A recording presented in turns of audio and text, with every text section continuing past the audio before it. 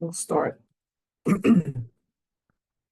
This is the conference meeting of the City Council of the City of Orange Township held via audio-video conference on Wednesday, August 7th, 2024 at 7:40 p.m. Roll call. Councilmember Coley, Present. Councilmember Eason,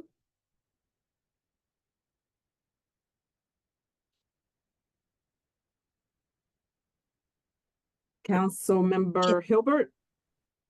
Yeah, I think the Point of order. Mm-hmm. Mr. Nee, when you call our names, we can't unmute unless Trish lets us. So you need to give us time to unmute. Yes, ma'am. I'm here. Okay. Councilmember Hilbert, Present. Councilmember Montague III, Present. Councilmember Ross, I'm trying to find him on the screen. Give me a moment. I'm not sure if he's here or not, so please come back to Councilmember Ross. I'm trying to find him. okay, Councilmember Summers Johnson, She may not be on this meeting, Joyce. okay, Council President Wooten, Here. No, he's Councilmember Ross, Here. thank you. Also present is Joyce Lanier, the city clerk, Tamara Robinson, the deputy city clerk. Trish, is Mayor Warren here? No. No, okay. Chris Hartwick, the business administrator, Director Best, She's here. I'm trying to. Okay. I'm here. Thank you. Chief Brown, Present. Mal Clement, CFO, Present. Vincent DiFilippo, Health Officer, Here. Paula Fiera, Tax Collector, Here. Marty Mays, Public Works Director, Here. Aaron Mizrahi, Deputy City Attorney, Present. Thank you. Chris Murray, Tax Assessor. Good evening, Joyce. Thank you. Wendy Sykes, Director of Community Service.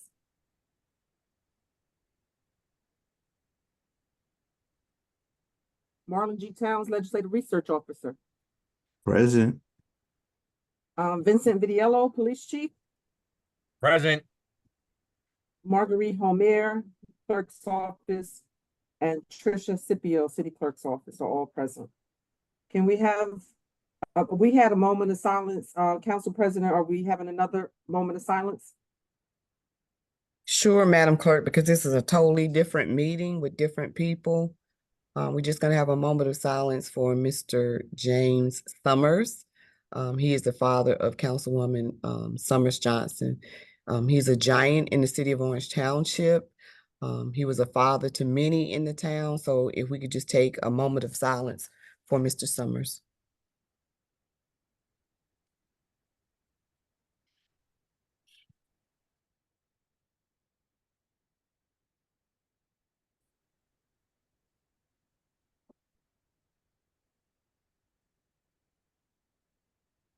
Madam Clerk.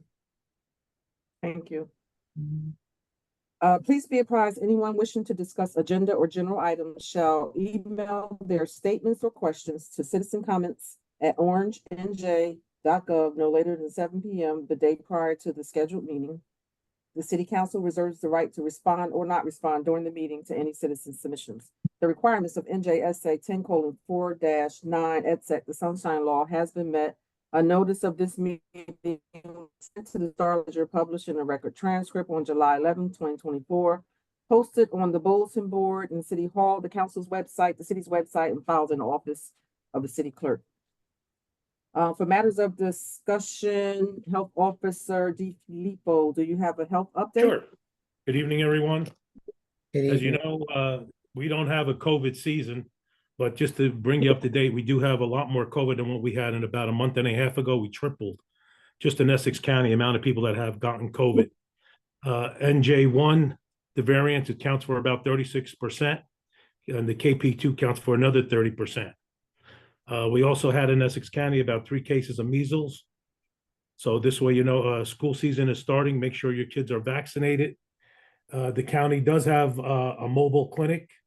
I'll give you a number that you can contact the Essex County Mobile Clinic if you want to get your kids vaccinated. And also seniors over 65 and have a health condition should be vaccinated for COVID, because there is a new strand out there. When you get vaccinated, it won't be this current year's strand, but it'll be last year's. The number for the kids vaccine is 973-877-8456. Is there any questions?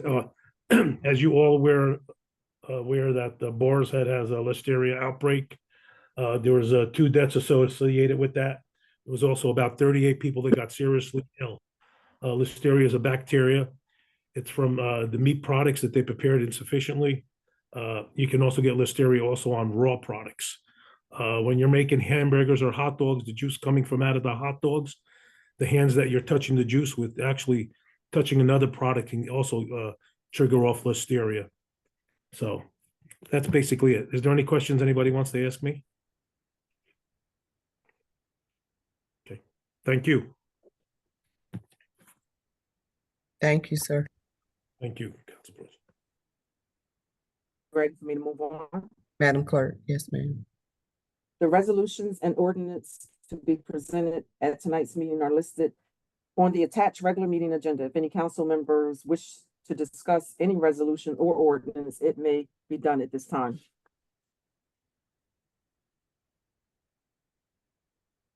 Council President? Councilwoman Hilbert?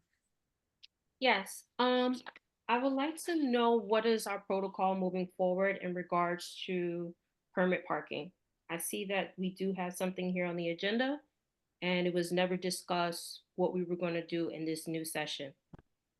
So Councilwoman Hilbert, like, we never had a discussion regarding permit parking, and as far as I'm concerned, it's still on the books. I don't know what the administration's take on it is, but it's something that's still on the books, and I take it that we can still vote on it. Attorney Mizrahi, would you please answer that, please? So what exactly is the question, Council President? Because in the past, we were told that we were gonna stop doing permit parking, and it's still on the books. So no one has taken that off the books. So I think Councilwoman Hilbert wants to know, like, where we stand as a council regarding permit parking. So I said to her, it's still on the books. So as far as I'm concerned, we can still put up those resolutions or ordinances. So that's why I deferred to you to see what your take on it was.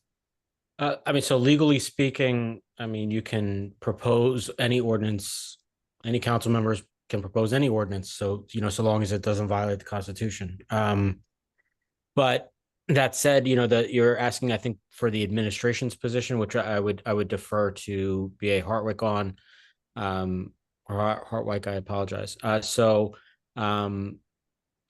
think that we have some ideas of what permit parking should look like. But again, that's a policy decision that I would defer to the business administrator on. Well, Attorney Mizrahi, I'm not gonna pick your brain because I'm pretty sure you probably don't remember, but is similar to what Council President Wooten just mentioned, that in the past that there was something that was put on the agenda, and many of us, including the residents, were actually told that there was going to be a meeting with the law department and the administration to come up with, I guess, a procedure or a protocol to move forward with making these decisions. So I'm Sure. not sure who was a part of that group. So Right. if it's open to you or to the business administrator, I would just like to know, so moving forward on the next meeting, I can present something to the council president, and everyone here will be aware of what we're doing in this year. Yeah, I mean, understood. I was a part of that meeting. We did have a meeting to sort of discuss it. My role obviously was just to provide the, legal input as to what the parameters and what the limits of what we can and cannot do are. Policy decisions are always left to, the mayor and administration. That's something that's outside my purview. I just sort of guide the legal end of it. I will again defer to business administration. I Coming just out of want to that, jump in before the BA says anything. Like I agree with Councilwoman Hilbert, like we weren't given a summary or anything regarding that meeting. So we were just kind of left out in the dark. So we don't know what was discussed. We don't know what was the outcome. And therefore we continue to put permit parking legislation on the agenda. So that's our concern. Council President, before our business administrator street, can I just Councilwoman, share something with you? sure. We did have that meeting with the administration, and I know Attorney Mizrahi, you probably forgot. But remember, we are waiting on you to do the legislation which you promised us that you were going to come up with over 2 months ago, and we still don't have on permit parking. That was the ending of that meeting. So we're still waiting for you, along with out of that meeting, that's what came out of it, that you were going to draft the legislation and see what we need to change. Am I correct? When we left the meeting, I believe it was going to be some input from council members, circulating discussion about what you wanted to see the parking look like. Councilman Ross, you want to chime in with that? You promised No, us. you're absolutely right, Councilwoman Easton. We was waiting to get your final report, Aaron, as to how we's gonna handle permit parking in our streets. And to this day, we still don't have it. So the ball was left in, Council President, the ball was left in the court of the city attorneys. So we need them to tell us, as a result of that meeting, what he has come up with so far. So during that meeting, well, BA Hartwhite, I'll let you speak because I just have a question and you may answer my question.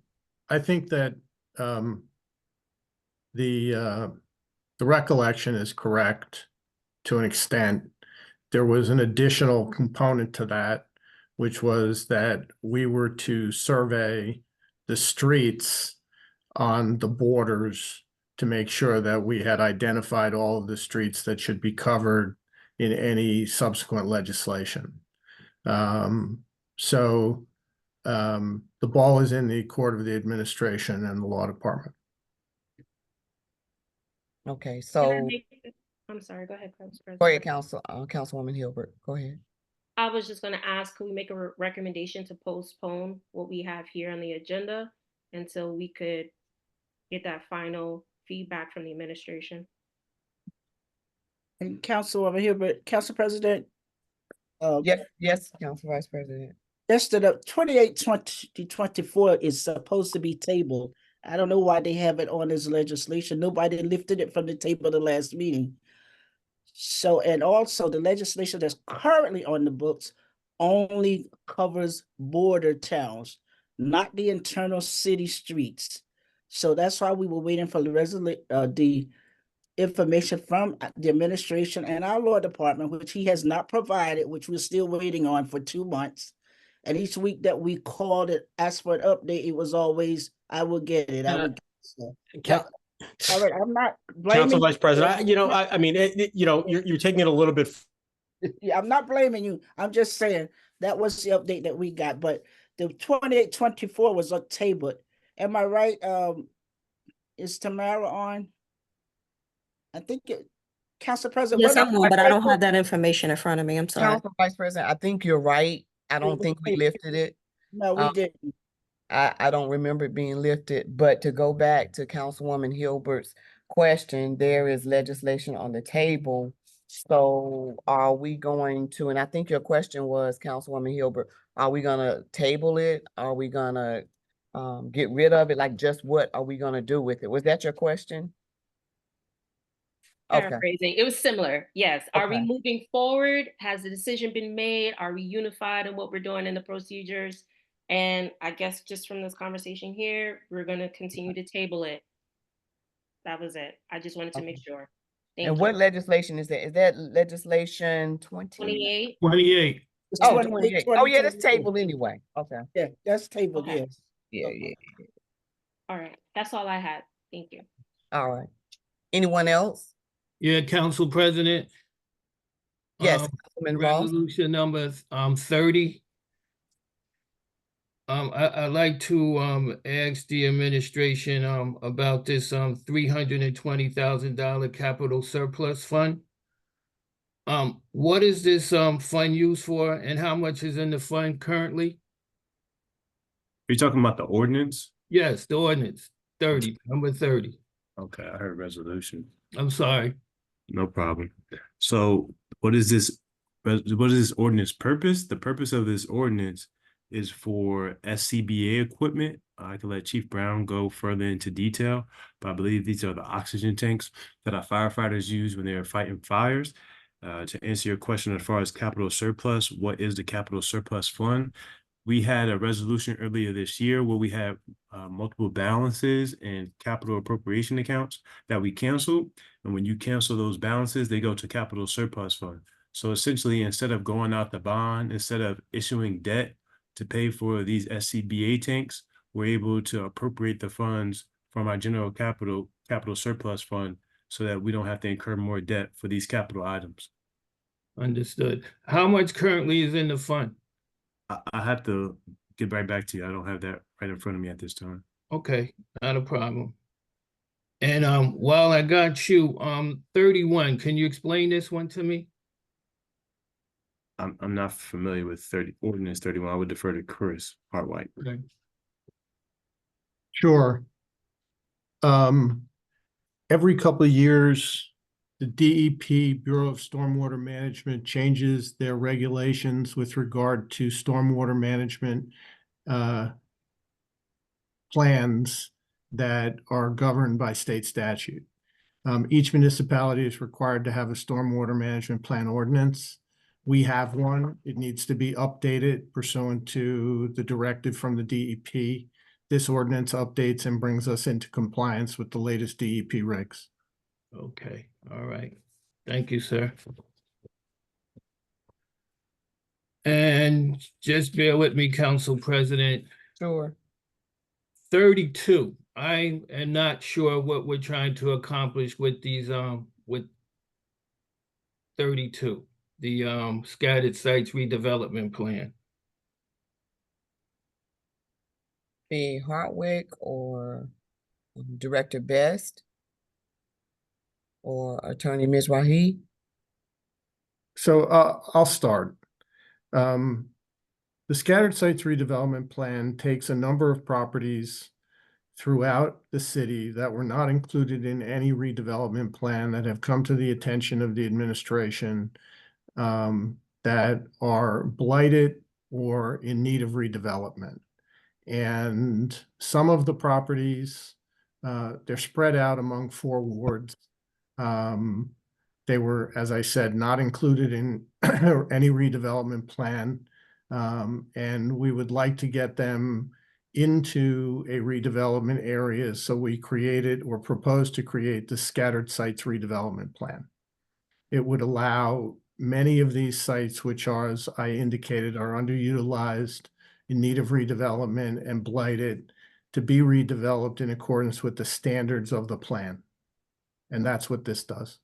Okay, didn't we just approve redevelopments for the scattered sites plan not too long ago? Is this a new? It was on the agenda, but it was never acted on. Okay, all right. I thought I'd seen it before. I'm wrong. Okay.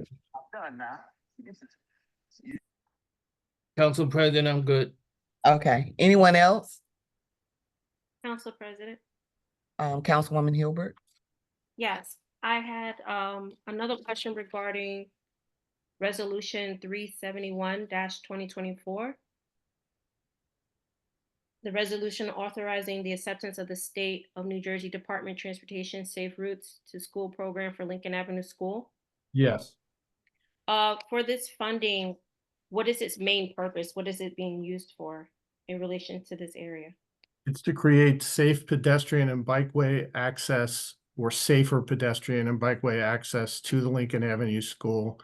It comes from Lincoln, it comes down Lincoln Avenue, past the school, surrounds the school on Henry and Frankfurt Street, includes the intersections of Mechanic, Frankfurt, Henry, and I'm going off the top of my head, but if you give me a minute, I'll pull it up. Marty, have I missed anything? No, you're completely accurate. Okay. I'm only asked, why I mainly ask is because, you know, Lincoln Avenue School is 1 block from the middle school and the high school. And so I didn't know if some of this funding or this project would be able to extend that way as well to cross over for Central Avenue, because, you know, it's also a huge pedestrian walkway for the children going back and forth. And then I know Director Mays and I have been working to talk about the 3-way stop signs right there by Lincoln Avenue, because of the ongoing traffic and the New Jersey Transit that comes through there. So are those also going to be incorporated into this project when we're looking at the buses, the 3-way stops, the 3-way stop signs? Chris, you want to answer? So the Safe Routes to School program really only allows you to identify one school at a time that can be benefited from the program. The improvements on Lincoln do stretch to Central Avenue, but they stop at Central.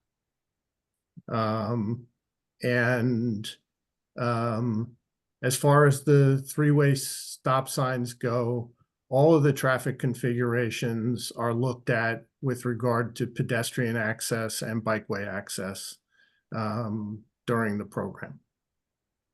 Okay, my final question, would this affect the recent transition that we did with Frankfurt Street when we just turned it into a 1-way? It may. Okay. It depends. Okay, so is that something that we're going to delay? Well, I don't know the answer to the question. I don't think it needs to be delayed, but it may need to be changed in the future. Okay. Will we be able to enact that before the year is over? Because I don't think we have enough time to do it before school year starts. I think that's up to the council. For the Frankfurt Street? You mean implement it? Yes, Frankfurt, Okay. Frankfurt, we already. Yeah, we already voted on it. I remember now. Oh. Yeah, we should be able to. Okay. All right. Thank you. Thank you so much, B.A. Hartwick. Council President? I'm done. Councilman Ross? Yeah, just one more, and I think this might be for you, Marty. Last week, I attended the grand opening of the spray park with some other council members, and it was a good time. The spray park was up and running. The kids had a good time running in and out of the water. Number 375, is this a change order, and what is this for? I thought everything was done with that spray park.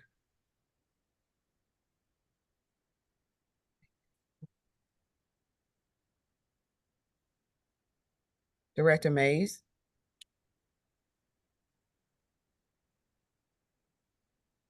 Hold on, bear with me for a minute, please. It's for 37,969. Now, 375.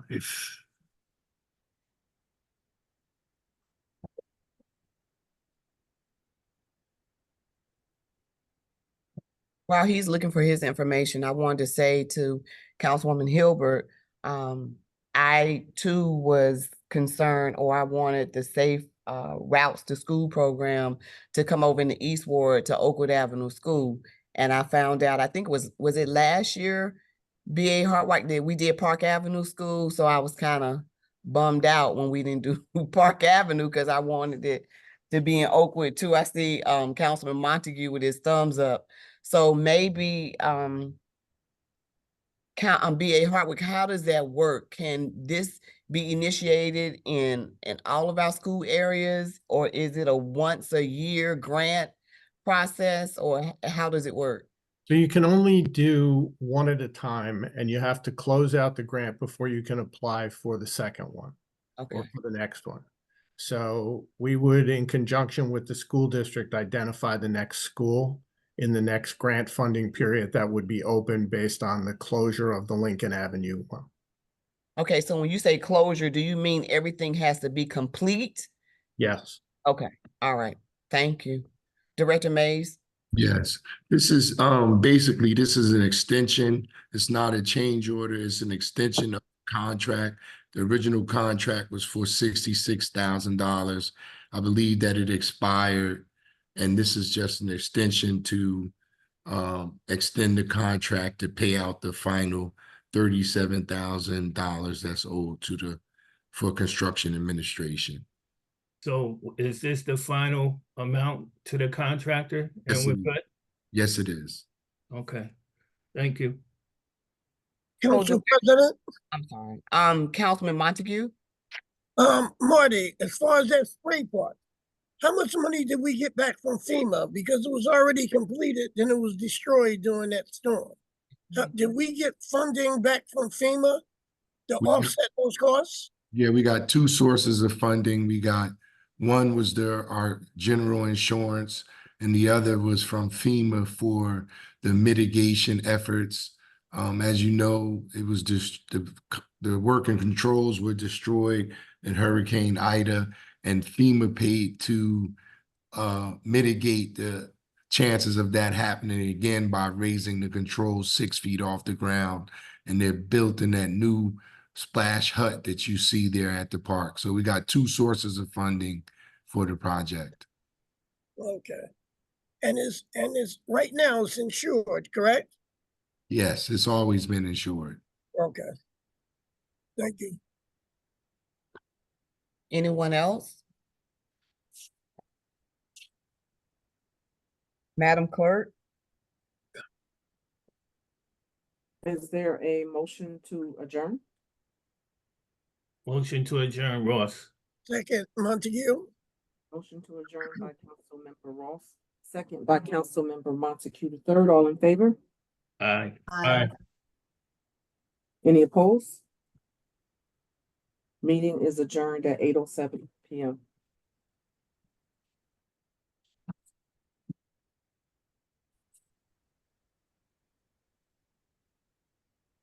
This is a regular meeting of the City Council of the City of Orange Township held via audio video conferencing on Wednesday, August 7th, 2024, following the conference meeting. Roll call.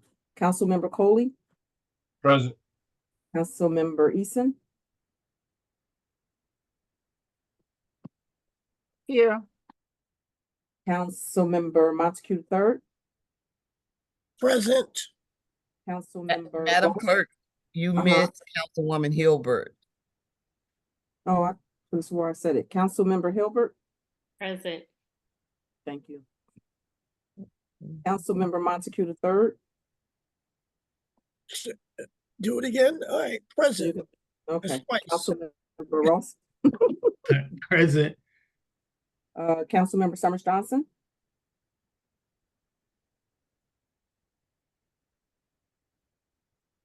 absent. Yes, President Wooten.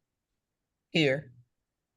Also present is Joyce Lanier, City Clerk Tamara Robinson, the Deputy, Chris Hartwick, the Business Administrator, Laquana Bess, Yes. Derek Brown, Present. Now Clements, the CFO is here, Vincent DiFilippo, Here. Paula Fiera, Here. Marty Mays, Here. Aaron Mizrahi, Present. Chris Murray, I'm here. Wendy Sykes. Absent. Marlon G. Towns, Legislative Research Officer is here. Present. Vincent, Vidiello, Police Chief. Here. Marguerite Homer from the city clerk's office and Tricia Scipio are all here. The requirements of NJSA 10:4-9 et sec, the Sunshine Law has been met. A notice of this meeting was sent to the record transcript published in the Star Ledger on July 11, 2024, posted on the bulletin board in City Hall, the council's website, the city's website, and filed in the office of the city clerk. Minutes approval. March 5th, 2024 conference meeting minutes. Councilwoman Wooten was absent and should abstain. Is there a motion to adopt? Motion to adopt.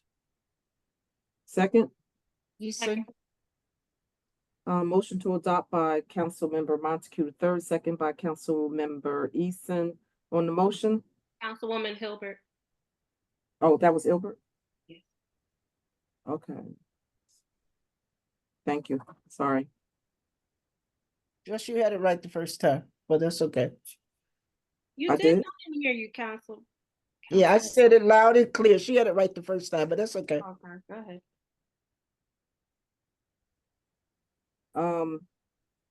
Roll call, Councilmember Coley, Yes.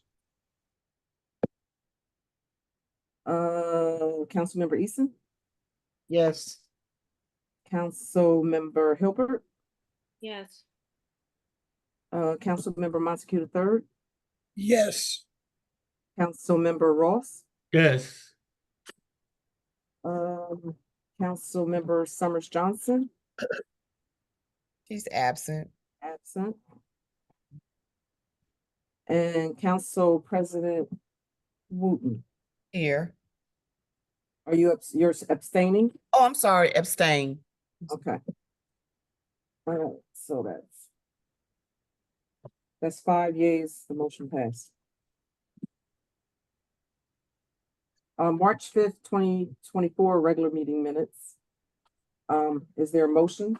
Motion to adopt, Ross. Second. Motion to adopt by Councilmember Ross, second by Councilmember Wooten. On the motion, I believe, the same person should abstain. No, she was here during that There? meeting. Oh, okay, she was there during that one. Okay, roll call. Councilmember Coley, Yes. Councilmember Eason, yes, Councilmember Hilbert, Yes. Councilmember Montague III, Yes. Councilmember Ross, Yes. Councilmember Summers Johnson is absent, and Council President Wooten. Yes. Motion passed.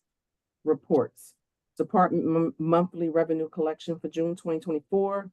The clerk's office collected $300. Historic preservation, none. Community service, $14,756.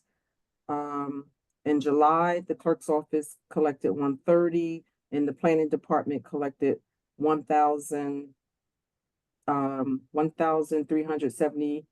103,000. 103,000. Wait, say the number because I 103,000. $103,753. Oprah reports, June 24th, 50 requests were received, 46 completed, and 4 are outstanding. July 2024, 61 received, 42 completed, and 19 outstanding. Council reports. Madam Clerk, we probably won't have any reports until our next council meeting, so Okay. you can go on. Thank you.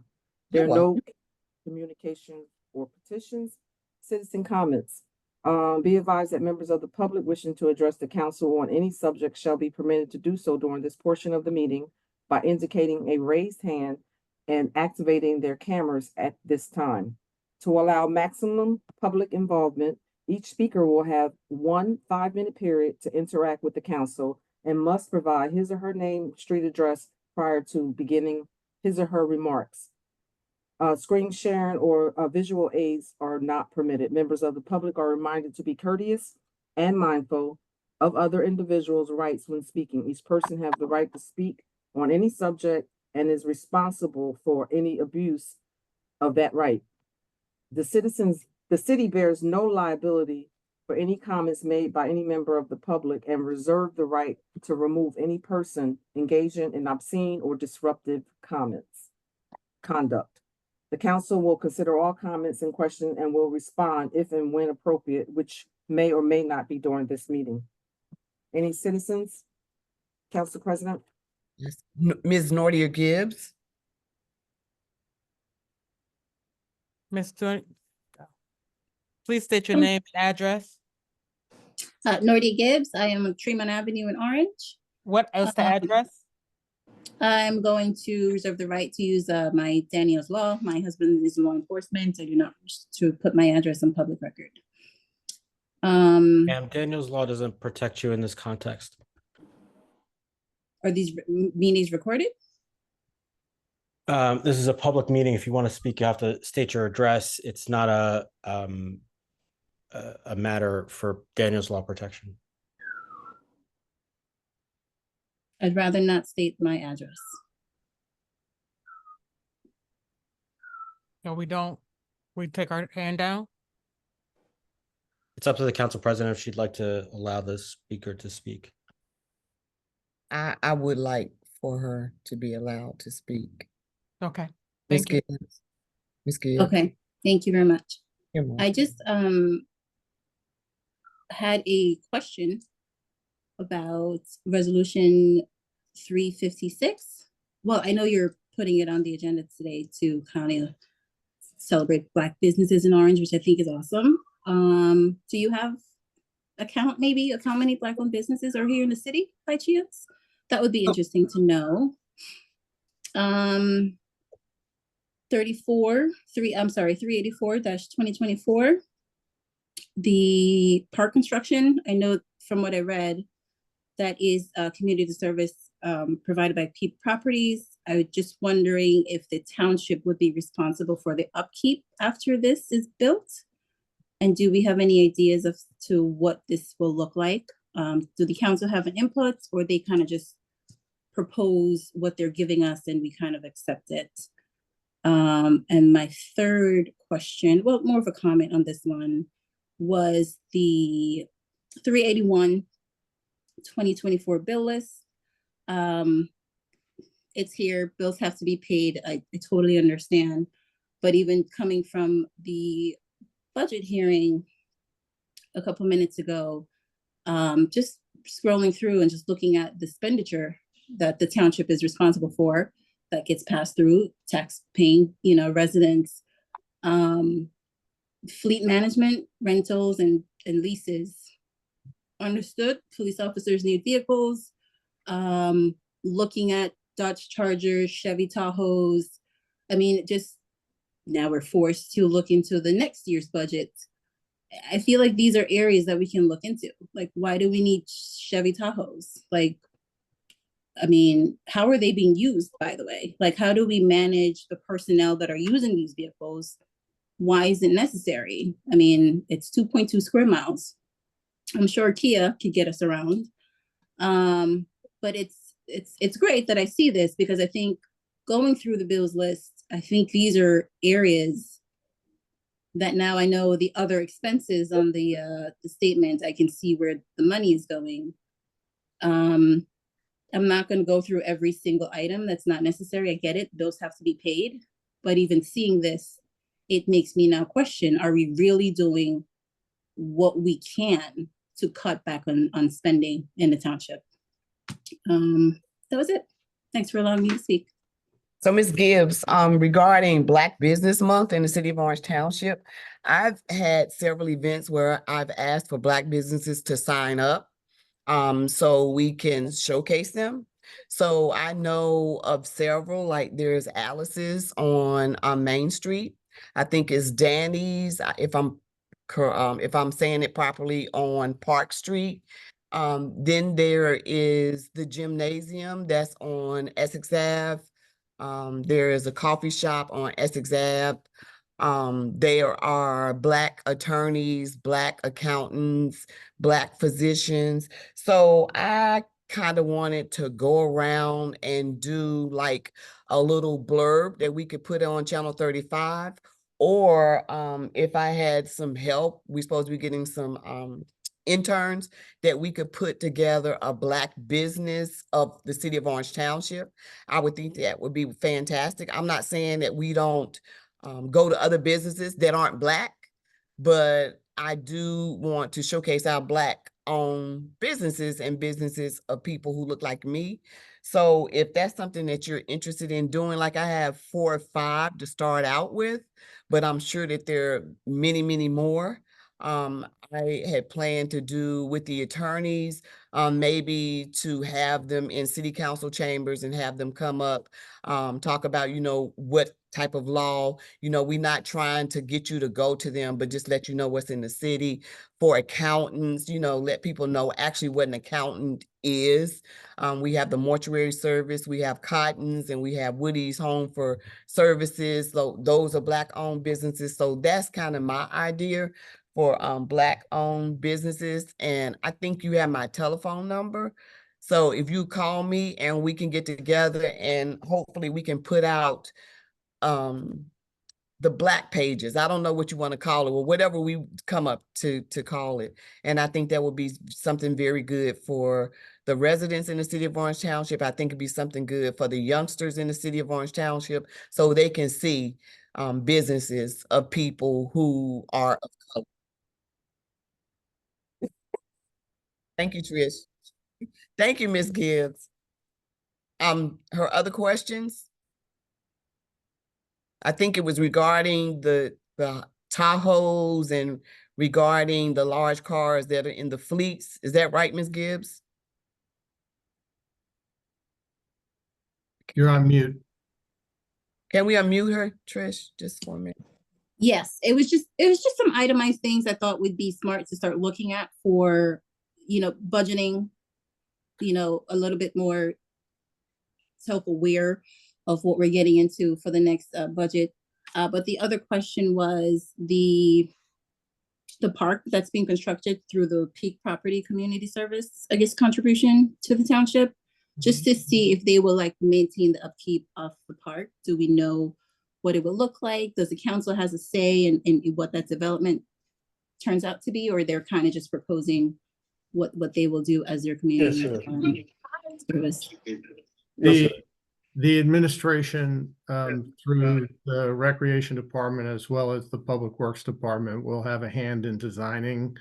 It's a small park. It's designed to be a memorial after a deceased police officer who died in the line of duty. It will not be a very complicated design because it's intended to be a passive park. But this is the first stage, which is the demolition of the existing buildings that are there and then the regrading of the property. So the park won't be finished until the construction is finished on that street. Okay. All right. Miss Aisha Samuel.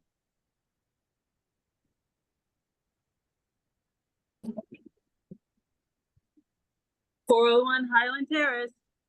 I just wanted to speak about the parking situation in my driveway. There have been about maybe 6 cars towed since the last meeting, and I really would like to get permit parking for in front of my driveway.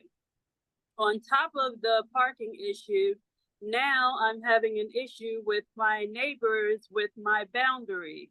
The city has placed a pole at the edge of my property line, and somehow, for some odd reason, my neighbors are not respecting my property rights. So I have asked the Department of Public Works to come in and paint the driveway again, and it has yet to happen. And then I got a text saying that it may never happen, which is very angering and also disappointing at the very same time.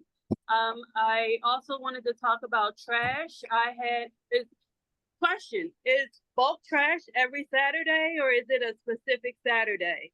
And if bulk trash is every Saturday, is it for anything and everything, or can you not put boxes out for bulk trash, or can you not put plastic out for bulk trash? Because my trash was partially taken on Saturday, and they left about 4 extra boxes outside and did not take those boxes. And I'm like wondering why. But I also drove around the city on Saturday and I saw trash where there should not have been trash. Like, it was weird because it was like they picked up some and they left others. They picked up some and they left this. So I'm wondering, and I know that there has been a trash issue for the last couple years. So I'm wondering why this is continuing on and why has nothing been done about it. So first question was a parking permit. The second question was regarding getting my driveway painted again because of what the neighbors have done. And the third question was about trash. And I think that, oh, and thank you to Recreation for finally getting a pool swim lesson done. Thank you very much. I appreciate that. My son has been there. Thank you very much. So I think that is all that I had to say. I think so. Thank you, Ms. Samuel. So I guess Director Mays, would you speak to the painting of the driveway possibly? Right. I believe Mrs. Samuels is having some type of dispute with her neighbor. We did do the painting on her property and it was painted over. I'm not sure exactly what's going on, but you know, the official city line painting was not respected. I didn't say that I wouldn't paint again. I would just like that issue between her and her neighbor to be resolved.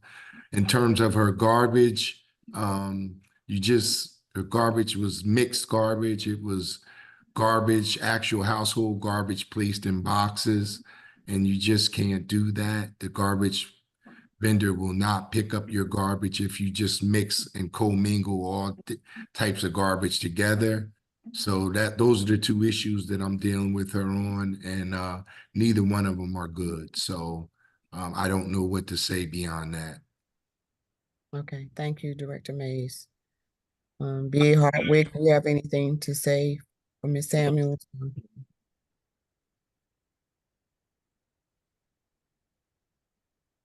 You're muted. You're muted, sir.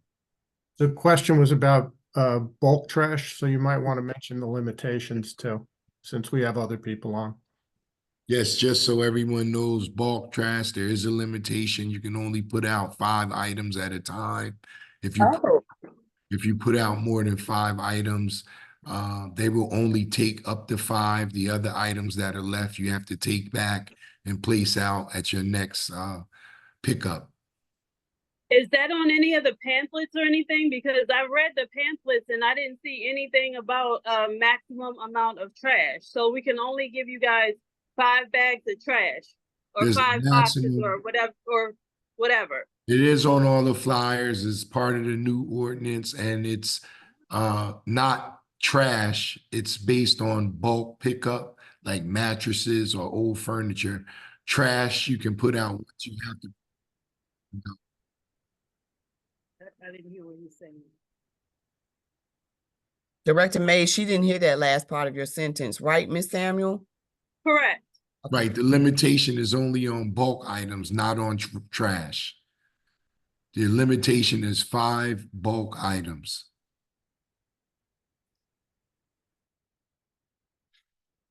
Mr. Ward, James Ward.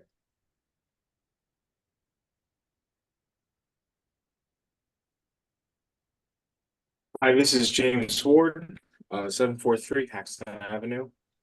I first want to start by congratulating the Honorable Ms. Wooten for getting your new position as City Council President. I think this is long overdue, and congratulations to you. I hope to see a new level of discourse here on City Council meetings with your leadership. I'm going to be fast because I know we only have 5 minutes. First with city paving, my street was appropriated 2 years ago. It was skipped. My end of the street was skipped last year. Only half of a 2-block street was paved. A marker has been put out on my street, and we're at the end of the paving schedule. I just want to know, am I going to be paved? And our resident at 464 Austin Place, the disabled gentleman that I've talked about on multiple occasions, who is in need of an ADA access. We drew the plans. We made some plans. I prefer him to be paid before me because his is about access. I'd like an update on that as well.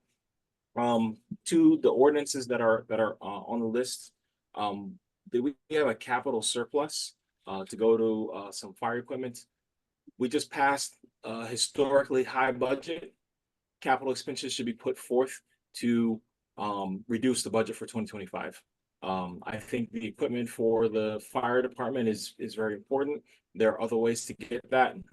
These capital expenditures, we need to take our first step in making these hard decisions now for 2025. We just did this in just a few minutes ago. This is the time to show in good faith that we're going to try to do something better for 2025 and reduce budget expenditures going forward.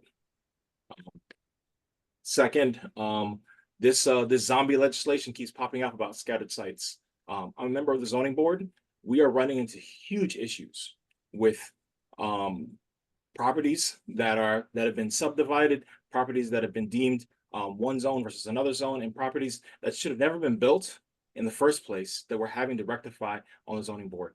And passing the scattered sites legislation, as I've said the two other times that have come up, is only going to make this issue worse. There are two houses in particular, 490 and 496 Scotland Road. These are two houses that have been sold in the last 4 years. I've been in both of these houses. They are beautiful. The residents that live there have invested in their property.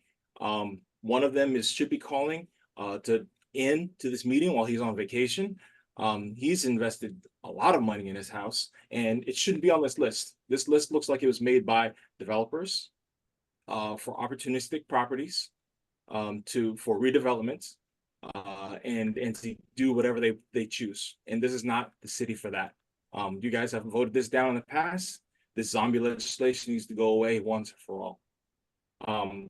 There are two vacant properties on the corner of Scotland and Central. We pass them every day. Those two ancient filling stations that are sitting on the corner, they're just there. These are huge properties on a major corner. Neither of those addresses are listed as derelict in need of redevelopment on this list. I wonder why. We can develop this town and make it a better place. We shouldn't be doing it by pulling random houses in the neighborhood to cause future problems, future overcrowding, and to allow for opportunistic development within these communities. I implore you all to vote down 32 2024 scattered sites and make sure this doesn't appear again. Thank you.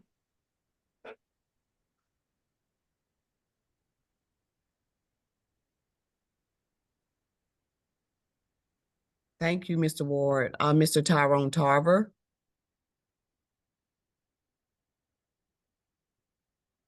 Hi, can you hear me? Yes, Mr. Tarver. Okay. I'm on 5 minutes of starting. Also keeping time of my 5 minutes myself. Want to make sure I don't get cut off ahead of time. Okay, Mr. Regarding this just approved budget. Please list your name and address. Tyrone Tarver, 258 Ogden Street in Orange. Regarding this just approved budget, the administration told the local finance board that waiving the 2% budget cap or limit to increase property taxes to a total of $5 million was necessary to hire additional police to keep reducing crime at the suggestion of a law enforcement consultant that the administration has used. The city went on to cite crime reduction percentages. It was stated by the Orange administration that, quote, we've achieved a 49% decrease in overall crime and a 70% decrease in violent crime, unquote. I don't know over what time frame these percentages was supposed to have occurred. I've not seen a full accounting of these stated reduction in crime totals, but I am religious in getting the official uniform crime reports from the state police department that has crime totals for each municipality. Although total numbers were not immediately available during the COVID years, also keeping in mind that there was a nationwide reduction of crime because people were staying home during the COVID years. The numbers for Orange that I see for the past 5 years are as follows. So for a brief synopsis, in 2019, the state reports 4 murders for Orange, 13 rapes, and 96 robberies. In 2020, Orange reported 3 murders, 11 rapes, and 61 robberies. 2021 reported 4 murders, 16 rapes, and 46 robberies. 2022 reported 2 murders, 11 rapes, and 31 robberies. And I don't have the full totals for 2023, but of the numbers that I was able to retrieve from the state police by email was 20 rapes and 41 robberies. I'm not sure where the reduction is happening. That was stated to the local finance board again. The administration or someone can, report these totals to the public in a meeting or by posting the numbers on the city's or the council's website. I would appreciate it. I think all the residents should be aware of what's going on in the city. And as a school board member, I would like to, see these numbers or claims of reductions in crimes posted somewhere as well. Next, I would also like to comment on Resolution 355, 2024. That will not continue to use Local Talk newspaper for official municipal notifications. Local Talk has been used for years. It's the largest distributed physical newspaper in Orange. I don't understand this logic to not continue using their services.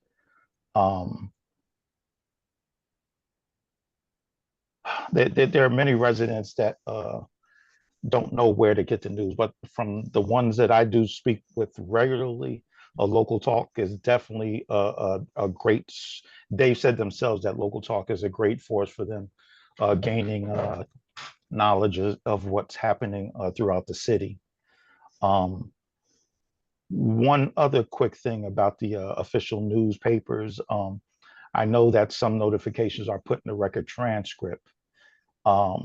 I know that they go in the Orange record transcript, but a couple of times over the past maybe 7, 8 months, I've been in other cities and, they have other publications that are run by Worrell Media in South Orange and Montclair.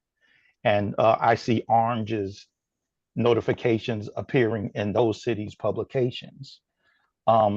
I wanted to know, do we pay extra to advertise in those other cities' notifications? Or if that's something that Worrell just does as a courtesy to us, even though Orange notifications are going in other cities' publications. That's pretty much all I have to say right now. Thank you. Thank you, Mr. Tarver. I want to go back before I go to Chief Vidiello. Director Mays, could you speak to the paving on Haxton, please? Yes, Haxton was not skipped, left out, or jumped over. It's due to be paved this year, and hopefully that'll be happening shortly. I'm working with Department of Transportation to finalize the 2023 funding. So their street is still due to be paved this year. So it's going to be paved in its entirety, or? Well, part of it was paved last year. The second half will be paved this year. Okay. All right. Thank you. Chief Vidiello, Mr. Tarver spoke about crime numbers, and I know we get a report as council people, and I know you put those numbers out. So is there anywhere we can tell residents to look for those crime stats? Yes, we normally post it on social media, but I'm not gonna get into stats right now. But I just want to say this: he stated murders and robberies are down. A lot of our sexual assaults are misleading. A large number of those sexual assaults are domestic violence. As terrible as sexual assault is, it's not like people are coming out of the park and taking a woman and bringing them in. And a lot of the assaults we're seeing now, because I signed the U visas are from undocumented individuals assaulting each other to get their status in this country.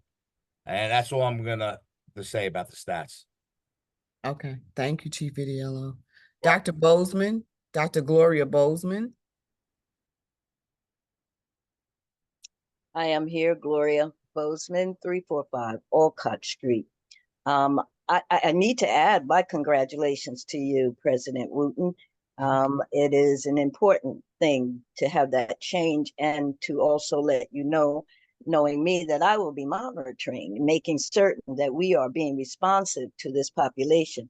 I apologize to those people who heard me in the budget meeting. I will be repeating some of that again, but I will always be consistent in bringing forward instances that need to be addressed by council and need to be addressed by administration until there is some resolution to those particular issues.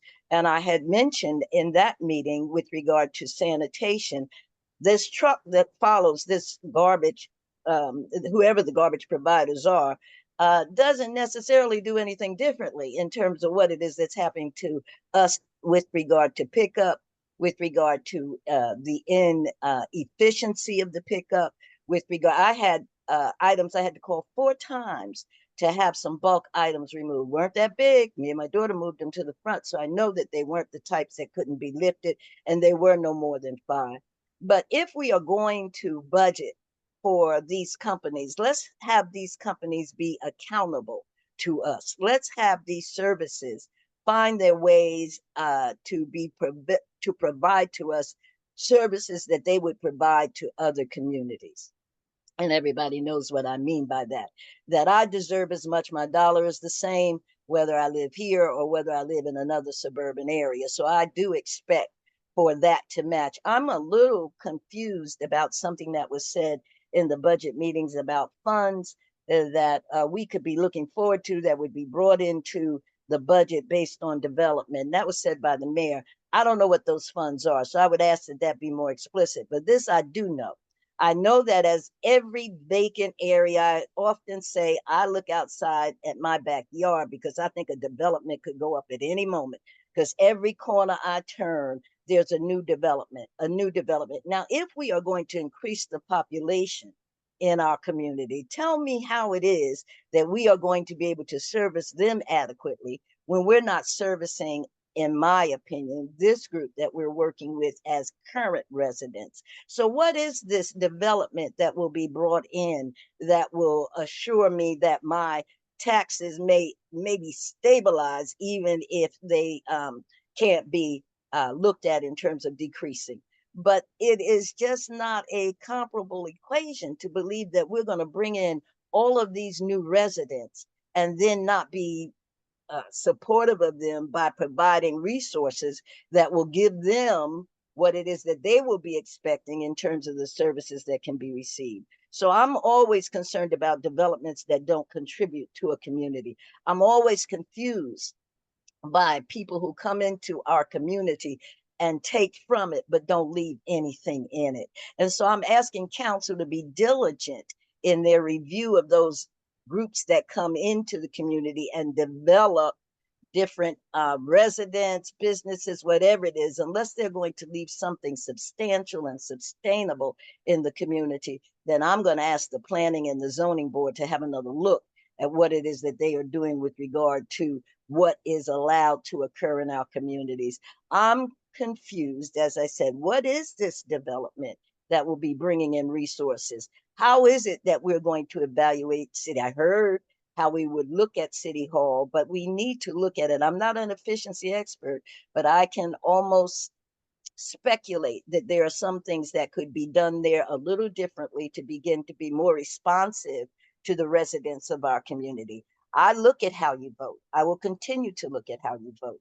I have retired as of July 1st, so I got a lot of time on my hands at this moment.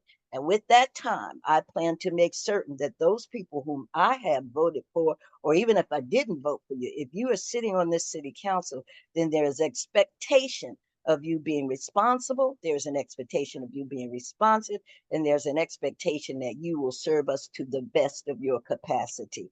As I said, I can be a formidable advocate, but I can also be a formidable adversary. So make good use of what it is that we have invested in you to make certain our community is served to the capacity and to the expectation that we will be treated with a certain level of not only respect, but a certain level of reverence. I think I made it. 1 second left. Thank you, Dr. Bozeman. B.A. Hartwhite, do you want to speak to that? It's the garbage again? And other services as well? I'll speak to the garbage. We acknowledge that we've had some issues with the current collector. Some of those issues have been rectified by virtue of the new contract that we entered into. We have regular meetings with them. We try to resolve complaints on the day that we receive them. We also trail the garbage collection vehicles with a DPW vehicle so that we can make sure that they're actually abiding by their contract. We don't do it all the time, but we do it frequently. So we are taking steps and measures to ensure that the garbage contract and the garbage contract is being fulfilled and the contractor is doing their job. Thank you, sir. Ms. Gloria Wheeler? Yes. Can you hear me? Yes, ma'am. Would you put on your camera, please? Yeah.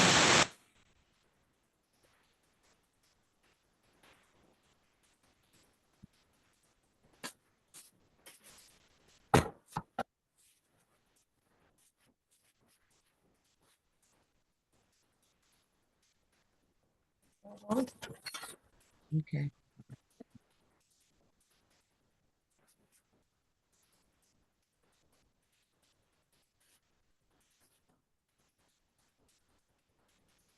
Laura's husband. Can you go to another person, give us a chance to get that corrected?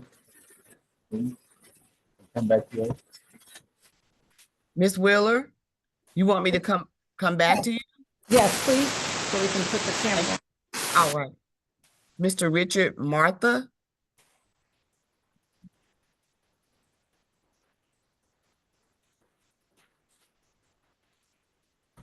Yes, good evening. Richard Martha, 740 McLaughlin Place. Thank you for allowing me to make my comments. Just a little anecdote. A couple of council meetings ago, I spoke about the zoning and building permit office and the sentiments that I've been receiving from contractors and from some county officials that had strong reservations about particularly our building office. I happen to have applied for my first ever building permit in recent months. I was told that it would take 20 days.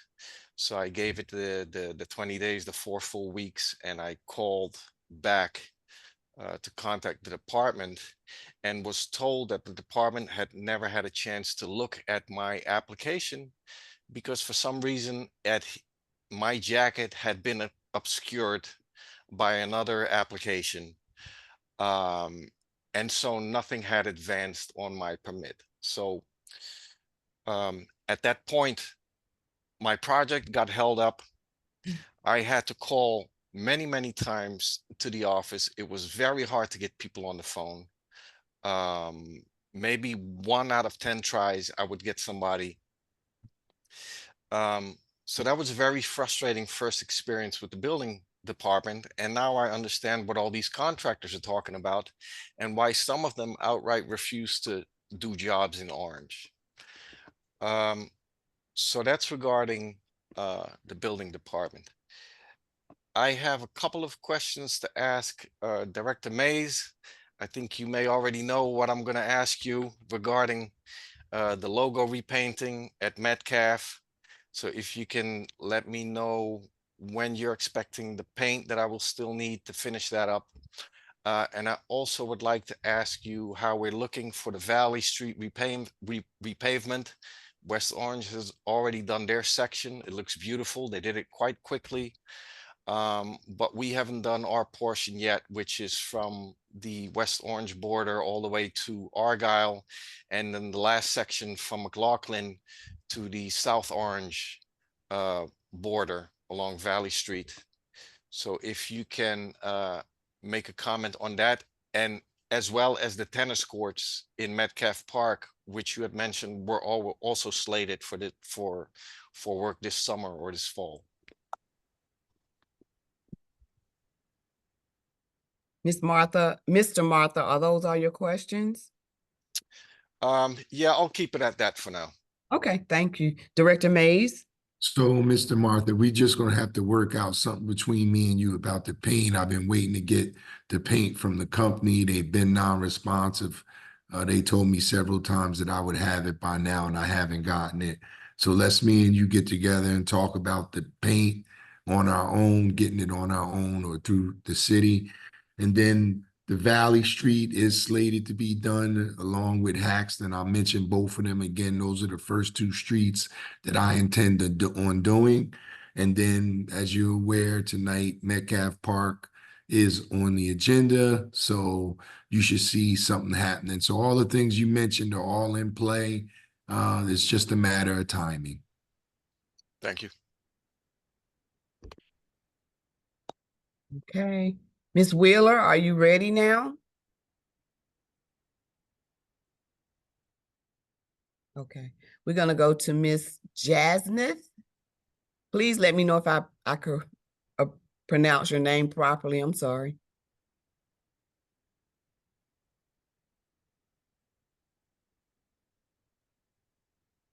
Oh, sorry. Do it again. I'm sorry. She's muted. And you know what? I need to go back to Mr. Martha's question regarding the building department. So Ms. Jasmine, would you just please give me a moment while I go to Director Bess regarding the building department? Director Bess? Good evening. Thank you, Council President. Mr. Martha, I know that you've contacted my office, at least me specifically, a few times, and we've talked pretty much every time. So I'm not sure who exactly the number you were contacting that you have repeatedly called and not received an answer. So if you could, I mean, as you would normally just give me a call, you can do that tomorrow and we can definitely handle your situation.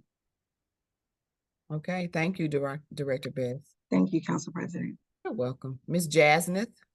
Thank Hi, you. hello. My name is Tristan Lambert Johnson. Justine, okay. How are you doing this evening? Good, how are you? And I'm at 399 Lincoln Avenue in Orange. And my concern is that new building over there, that peak development, because what is happening, it is causing a lot of inconvenience to those of us who are here as tenants. We are allowed a single parking space on our premises, and if we have 2 cars, there's nowhere to put a second car at nights, especially at nights. What happens is peak developers, the new developers that came there, their parking lot is partially empty. And they also have a garage space that is the entire length of the building they have there.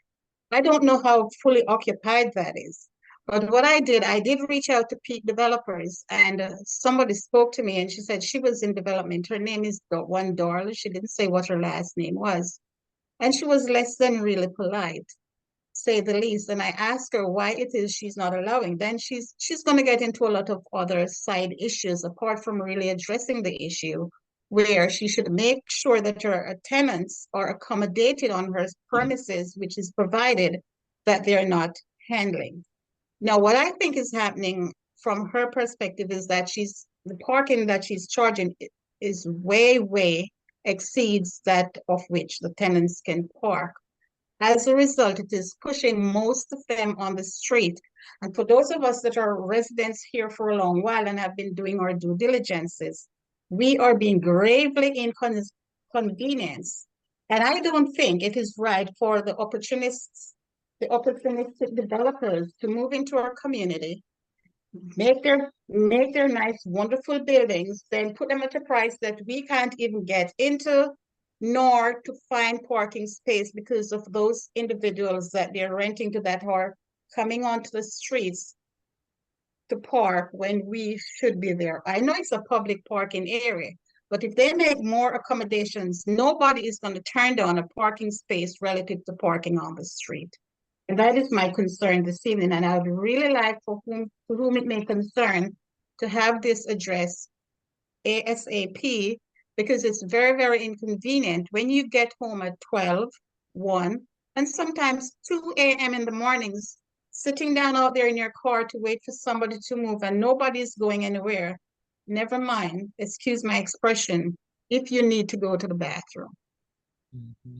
That is really, really a major concern for me, and that needs to be addressed as soon as possible, as I've already stated. Thank you, ma'am. BA Chris or Attorney Mizrahi, is this something, because I don't think this is on the books, can we mandate the cost that a development charges for parking?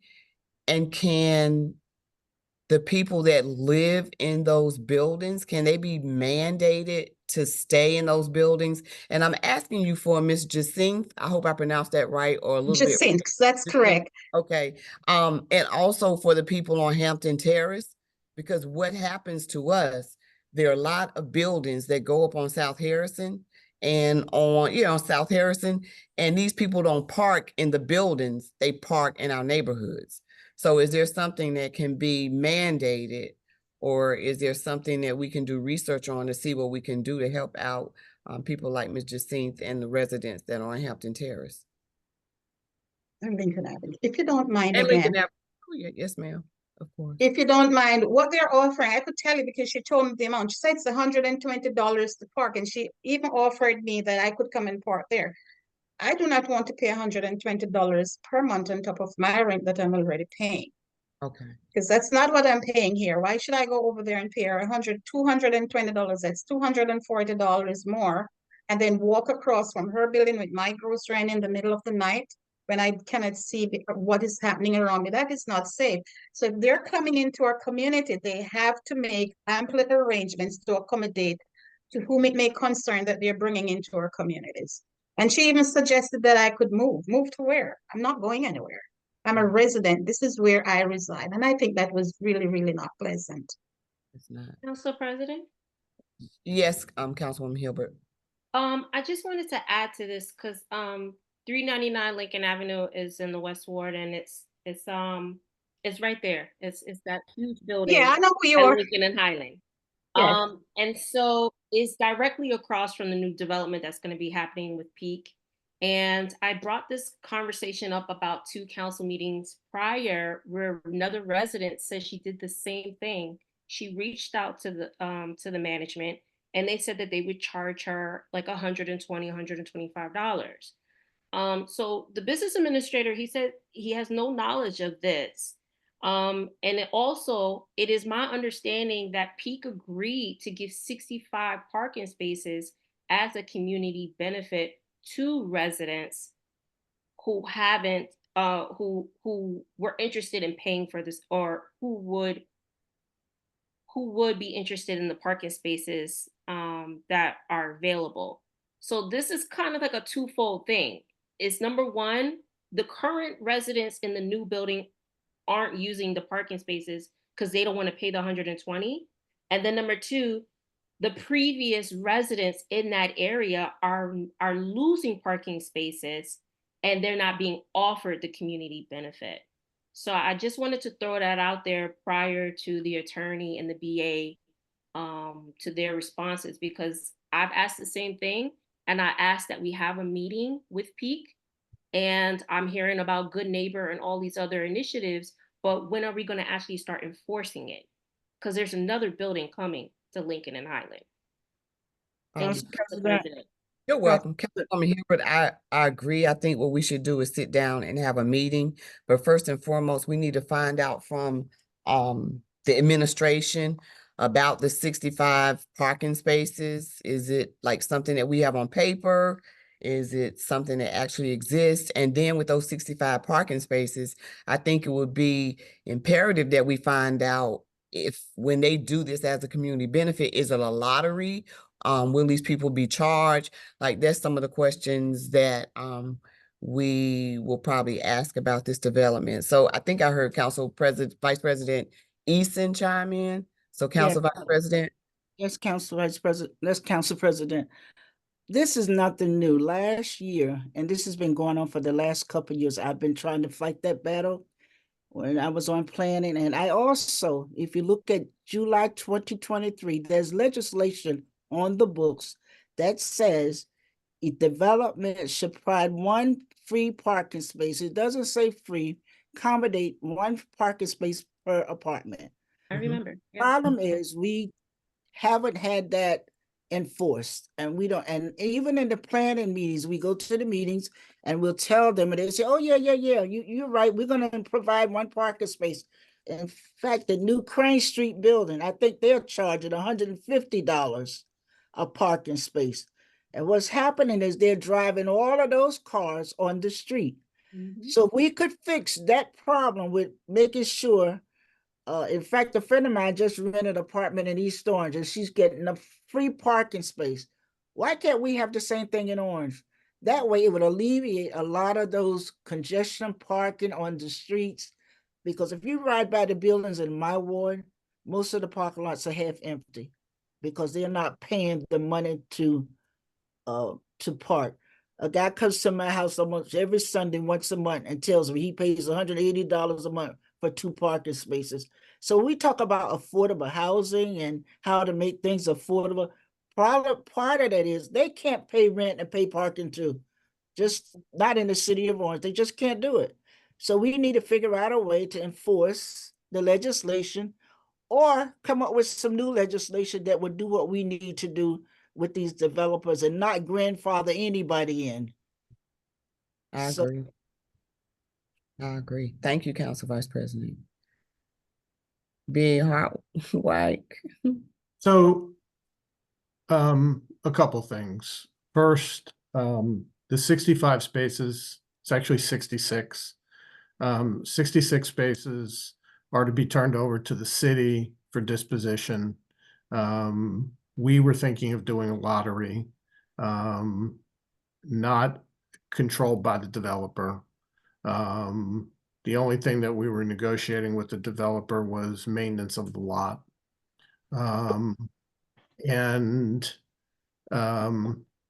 I have to sit down with them and find out what the status and how they're operating their garage in accordance with the planning approvals that they were given. I don't know the answer to that question, so I'll have a meeting with the developer and find out. The issue, however, is not a new issue with just new developments. There are all kinds of buildings on Lincoln and Scotland and Ouse that have parking lots that are empty because they're charging their residents to park in them. And that's pushing parking out onto the streets. So this is not a new issue, but it is, however, a very difficult issue to legislate.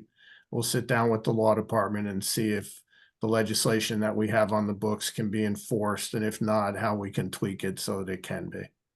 All right. Thank you, BA. Shamika S22 Ultra. Can you hear me? Yes. Yes. Good evening. My name is Dr. Brown Godfrey, and I reside at 209 Highland Avenue in Orange, New Jersey.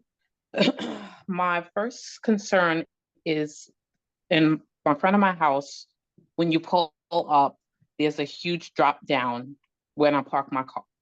I've spoke about this a year ago. The lovely gentleman told me that somebody was going to come by and it was going to take care of it. Nobody came by. Nobody took care of it.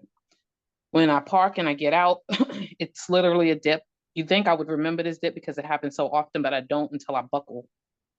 These knees ain't like they used to be, and neither is this back, and I don't want nothing to break because it don't heal like it used to. So I would really appreciate if somebody come and take care of this matter. It's been a year. I moved here from New York 2 years ago. And my taxes when I first moved here was 16,000 and some change. And I was like, okay, that's not bad. 2 years in and my taxes are $30,000. I don't understand who, what, where, why, when, or who, does the bracket or whatever might have you. Any average person that would have purchased this home would have lost their home. I'm really good at saving and financial budgeting, but my taxes keep going up. And as much as I love being this amazing Jersey resident, my grandma loves all of the senior programs that you guys offer, the bus come and get her, take her to the restaurants and all type of stuff. Thank you so much for that. But I don't know how the people here of Orange is going to continue to be the people or the community if this is what we're dealing with. And then we have these buildings constantly being built, and it's like, well, they're getting tax breaks and they're getting this and that, and it's trickling down to the middle class people who have families, and this is a residential area, and they popping these buildings up, and now it's parking issues. I heard someone saying something in regards to it's going for the safety. My neighbor 3 doors down from my home, someone stole his car right in front of his house. Inside of the terrace, somebody broke into somebody's house and took the key fob and stole their car. All of this has happened this year. So one, I'm paying all these taxes. The front of my house is not what it's supposed to be. It's not as safe as I think it is. And I just kind of want to know what are we doing? This just doesn't make much sense to me. I am new here. I'm trying to find my way. I don't know how long I'm going to be here at the rate that these taxes are rising, but I shouldn't be forced out of my community or my forever home or where I live because somebody's getting 30-year tax breaks and somebody's getting this and that. I come out, I vote, I do what I'm supposed to, but I need some answers. All right. Dr. Brown Godfrey, what's your address again? 209 Highland Avenue, Orange, New Jersey, 07050. Director Mays, you have that? We're gonna get someone out in the morning? Yeah, I'll check it in the morning. I'm glad she repeated it because I missed the first time. Dr. Brown Godfrey, could you call the clerk's office if it doesn't happen by like 1 o'clock? Yes, ma'am. Thank you. Thank you. Thank you so much. Regarding the taxes doubling, is the tax assessor still on?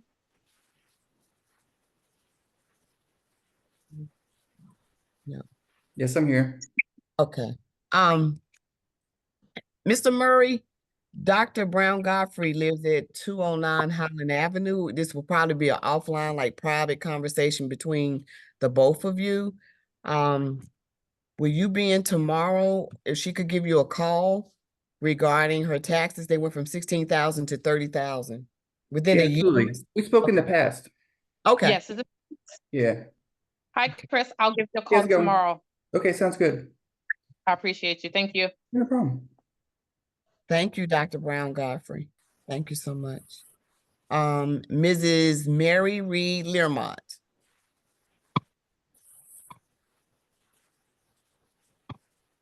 Mrs. Learmont.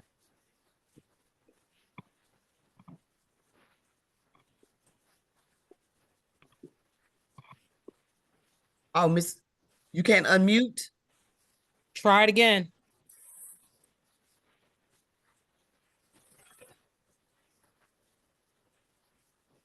She still can't unmute. I'm clicking Okay. there we go. Now, okay, Okay. you have me muted and I can't do it myself. So that's what the problem. Okay, my name is Mary Reed Laramont. I reside at 483 Hillside Avenue, and I have two things. The first thing is the scattered sites.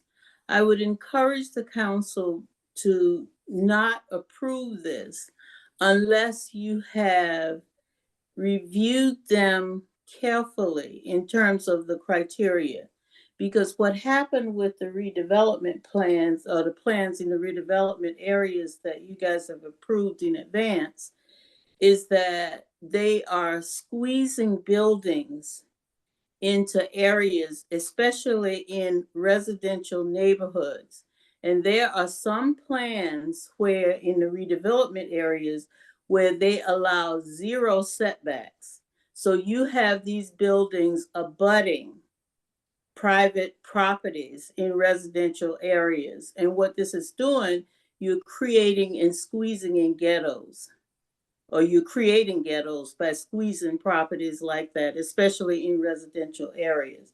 So before you vote to approve this, review the criteria very carefully, because I think that if this had been done when you looked at the redevelopment areas, a lot of them would not have been approved as they're approved now.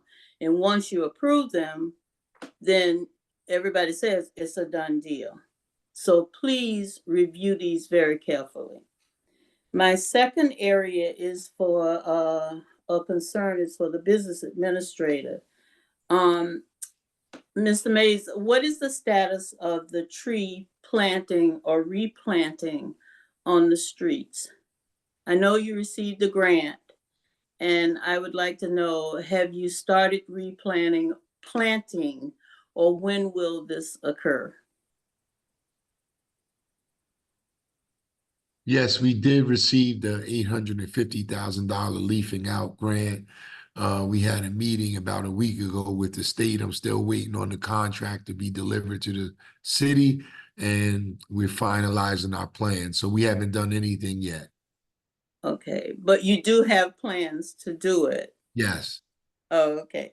And I hope that our street is in one of the priority areas. Right. Or can you say? I Is can't it? say now because the mayor makes the final decision, but you know, I've given him my plans. Oh, okay. Okay, thank you. Ms. Learmont, you have anything else? No, that's it. Thank you very much. You're welcome. You're welcome. Mr. Engel, could I let, just thought she went away. Could I let Miss Wheeler jump in front of you only because she had problems with her camera? Is that okay? Yes, ma'am. Okay, thank you so much. Miss Gloria Wheeler? Yes, can you hear me now? Yes, ma'am. Can you see us? Yes, yes, sir. Okay, I'm Gloria Theodore. It's my husband.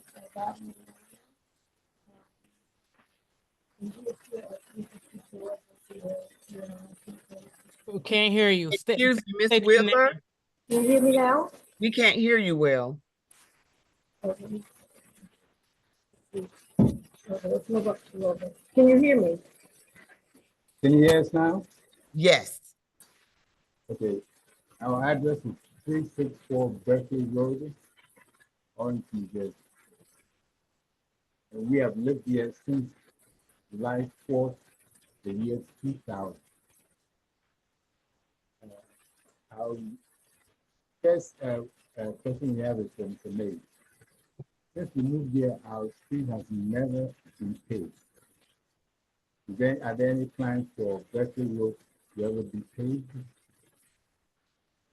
Okay, you said Berkeley Road, right? Berkeley Road. Director Mays, is Berkeley Road in the plans to be paved?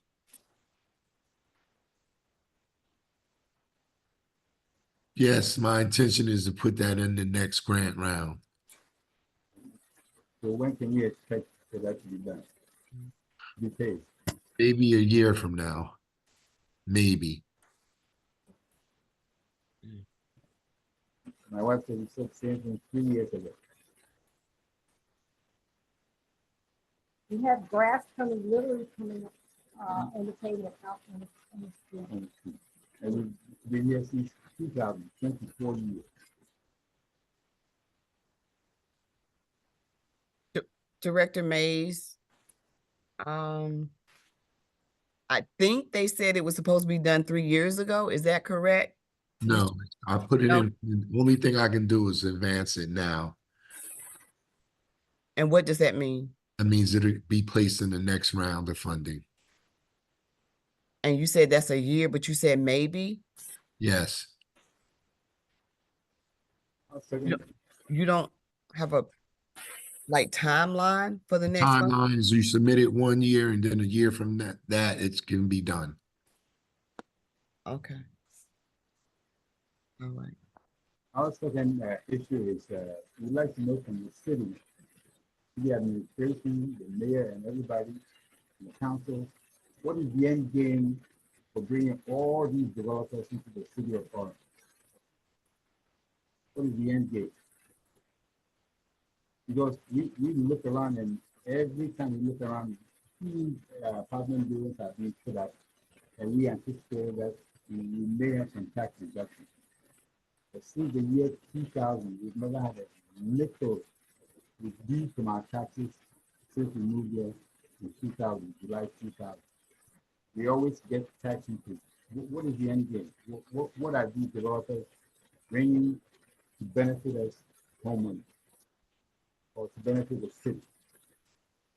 Oh, okay. Mr. Chris Hartwhite, B. Hartwhite, I think he's asking about the objective of bringing the development to the city. Sure. All of the developments have been done on properties that have been underutilized, underperforming, or blighted, or that were voluntarily changing hands. So we have made an effort for those properties to be developed so that they could increase the revenue that was being generated by them. As an example, 377 Crane Street on Crane and Essex was generating approximately $21,000 a year in taxes, and now under the pilot payments generates over 160, not including the parking revenue that we gained from the level of the deck that they gave us. So there are significant revenue benefits associated with the developments that have occurred because of where we've steered them and the properties that have been redeveloped as a result. We're not feeling it. You get into $5 million tax increase. You were expecting the developers to bear a little bit of that brunt, but all that is going to fall on us, the homeowners, again. And then when it was being discussed, all you all wanted to talk about was next year's budget. We'd like it to be something to be addressed or actions taken now to help us when 2025 comes around, because it's really getting unbearable. Mr. Engel, thank you so much for allowing them to speak. Mr. Brent Engel, and then Ms. Tennant will come over to you. Mr. Engel. Good evening, Council President. I have a couple of questions. One is for Mr. Mays. Kind of curious as to how long it takes to fix a broken water pipe. It's been Sorry, a few months now. His I'm address sorry. for- Brent Engel, 174 Haywood Avenue. So again, how long does it take to fix a water main? It's been a few months now, 3, maybe 4. And I'm just curious as to why there's not some sort of contingency in order to rectify these things sooner rather than later, because it's not so much my concern of what's coming out of the pipe, but what's going into it, because I'm sitting here next to my whole home water filtration system, and I'm going to have to drop another $100 here in order to change out my filters, because, the water coming into this house is pretty bad without it. The second question I have is for the police department. My wife had asked a few months back about the decibel readers. The police chief said that they had to be returned. And I'm curious as to whether or not those have been repurchased. Hopefully they got the correct ones this time. And when is it that they might be put into use? Thank you. Thank you so much, Mr. Engel. Director Mays.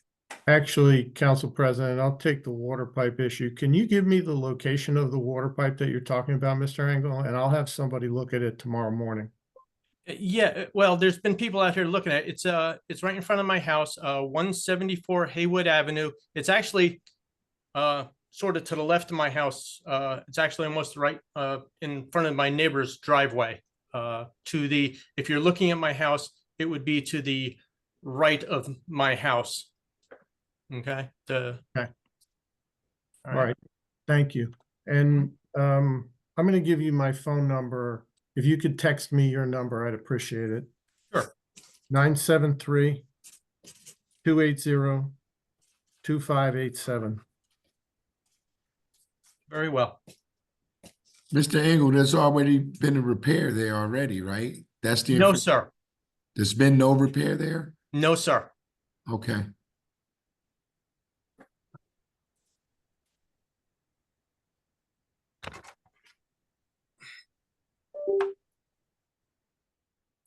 Ms. Rachel Tennant.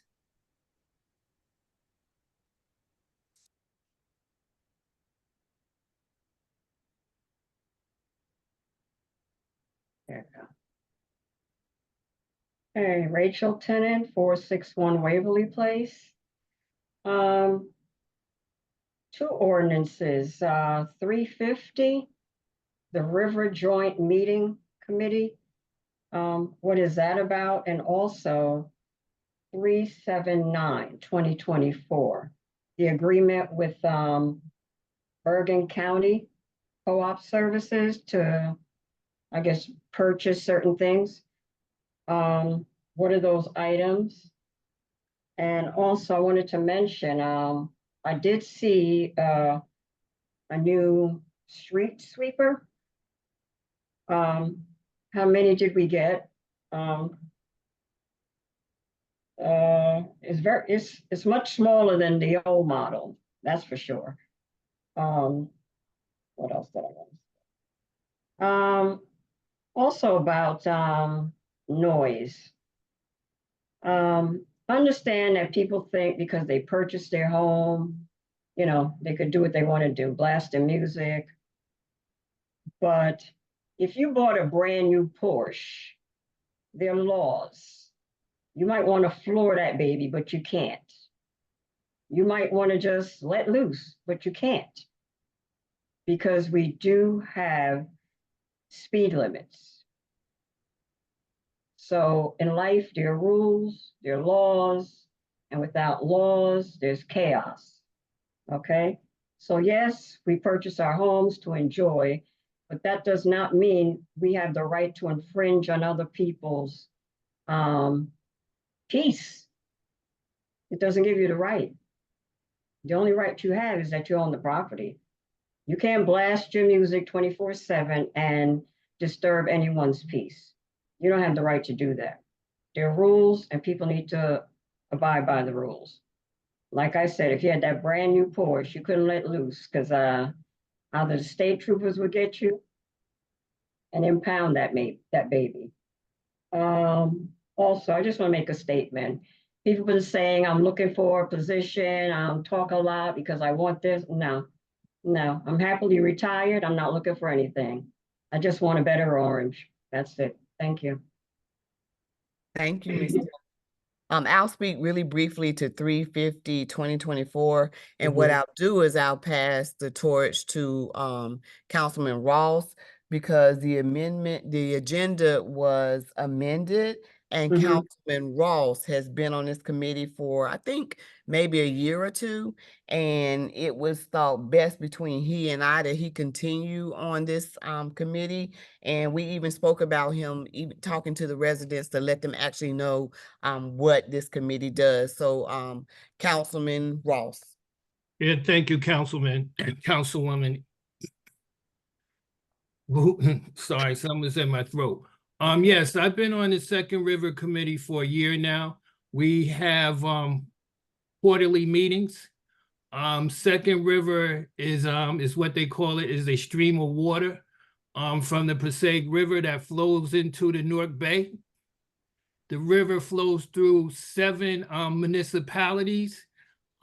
It's Belleville, Bloomfield, East Orange, Glen Ridge, Montclair, Newark, and Orange. The board that I sit on is responsible for keeping the stream of water clean and free of contamination. Second River also owns various properties and has constructed and owns and maintains sewer trunk lines. These sewer trunk lines exist for the public purpose of carrying sewage waste generated by the member municipalities. And if you need any further information, please contact me and I'll talk to you some more about it. But that's in general what Second River is all about. Thank you. Okay. Ms. Tennant, you good with that? Yes, can I have your number? Sure, you sure can. It's 973 666-1866. 1866. Council Okay. President, Yes, Council Vice President. could Council Ross also let the residents know that we do pay for service through Second Jordan River? It's divided between the towns Glen Ridge, Orange, Newark.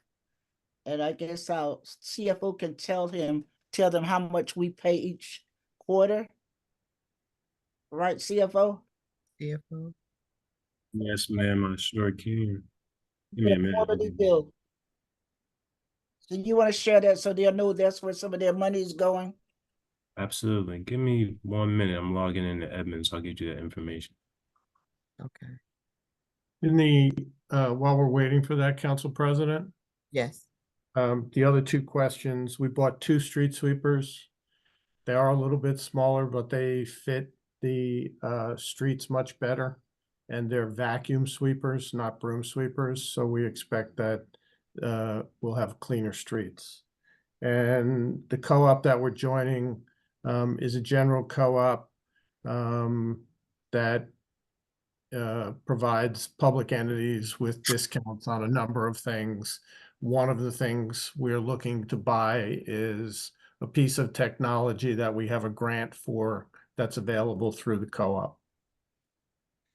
And Council President, Council Vice President, to answer your question related to Ms. Tennant, we pay the Second River Joint Meeting $14,000 a quarter. And Council Vice President or Councilman Ross, like, what are those payments for? Like, what is the service that's provided to us? Our CFO can tell you. So sometimes they're repairs, but this is what the letter reads. At the meeting of the Second River Joint Meeting held on Monday, June 10th, 2024, the following resolution was adopted. So the 7 municipalities do raise and pay the do pay the treasurer of the Second River Joint Meeting the sum of $85,470, which shall be assessed upon the joint municipalities in proportion fixed by the contract between several municipalities in accordance with Article 9. The treasurer has been directed to notify the various municipalities of the assessment of the proportion to be paid by each, and the payment that is liable for the city of Orange in the sum of $14,360, which is 16.75% of the total amount assessed, is to be paid for the third quarter by August 15th, 2024. Because it's tied So to the it's an assessment? I'm sorry. Yeah, because it's tied to the rivers, we have to pay our portion of the assessment to keep it flowing and for the repairs so that there's no blockage in the sewage and into the water systems. And contamination. And no contamination. So that's why we have to pay our fair share. All right, thank y'all. Cherie Hennett.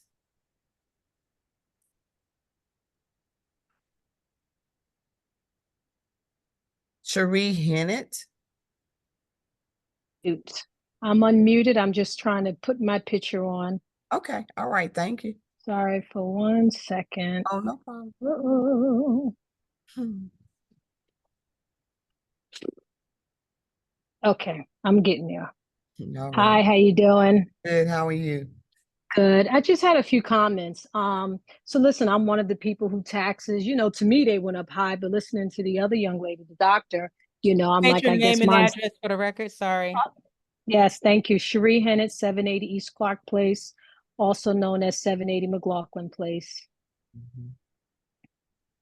Like I was saying, my taxes have gone up high too, but listening to the other young lady, the doctor, I guess my taxes really didn't go up that high. And the tax department has been great in being able to answer any questions that I've had. And I've had nothing but very good interactions with the City Hall, and so many people that I've dealt with there. However, I just want to express what my concerns are, right? When we go into a store, we expect to get a certain level of service. And I think that's a part of my issue here with the City of Orange is that We have high taxes, but we're still talking about basic 101 things, such as parking, such as permit parking. Like I've had permit parking on my street forever, but they just recently started giving out tickets. I'm assuming because around election time, they do different things, I guess. And so, but then that falls off because for a whole year, I've been here since 2017. I don't really recall very many tickets being given out. And I didn't even know that I was even supposed to go and get a permit at some point. But we are speaking about some of the same things, garbage being picked up. You should be infuriated that these things are not happening. You should be really upset that these things are not happening in our township. These should be a check mark of these things. And when someone is bringing them up, you should be going and pretty much going to someone and saying, you know what, someone's about to get suspended because this should not be happening. Because the salaries are high, the taxes are high, and we're talking about basic 101 stuff in this township. If we were talking about, we're talking about paving the same streets. I don't get it. In certain other townships, and I know you may say, oh, well, go move there. I don't want to move there. I'm here. It doesn't take, a year to do things. And I know Marty doesn't have the final say on things, and he makes that very clear. So God bless him. This is not about an individual person, but this is about the overall restructuring of the city. If you, in fact, want to make us pay this amount of taxes, there has to be a payoff for us. There has to be hand wash, hand make, hand come clean. It got to be something. But it is not a healthy environment when people are coming on this line, continuing to complain about tree planting. My God, that's the most simplest thing you could ever do is plant a tree or give Richard some paint so that he can finish a project that he's volunteering to do. This is insane. The water bill is going up. The taxes are going up. I don't know what else is going up. But some of these things, you got to get around a round table and say, you know what? Let's check mark some of these things and let's get them done. And let's not bring them back to the table ever again. Because I know when I go in places and I'm paying my money, I want great service. And if I don't want great service, there's a problem. Either I leave or I demand great service. But in this instance, we can't just pick up and leave like that. None of us can.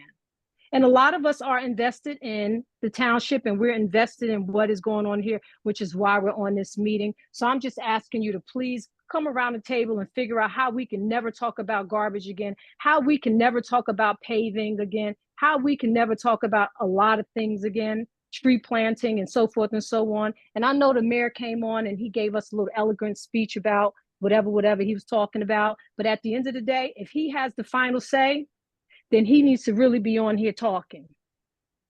Mhm. Thank you. You're welcome, Ms. Hennett. You're welcome. BA Chris Hartwike, or does anyone want to speak to Ms. Hennett's concerns? They don't have to. Yes, ma'am. All Thank right. you. Thank you so much. Ms. Alexandra Estevez.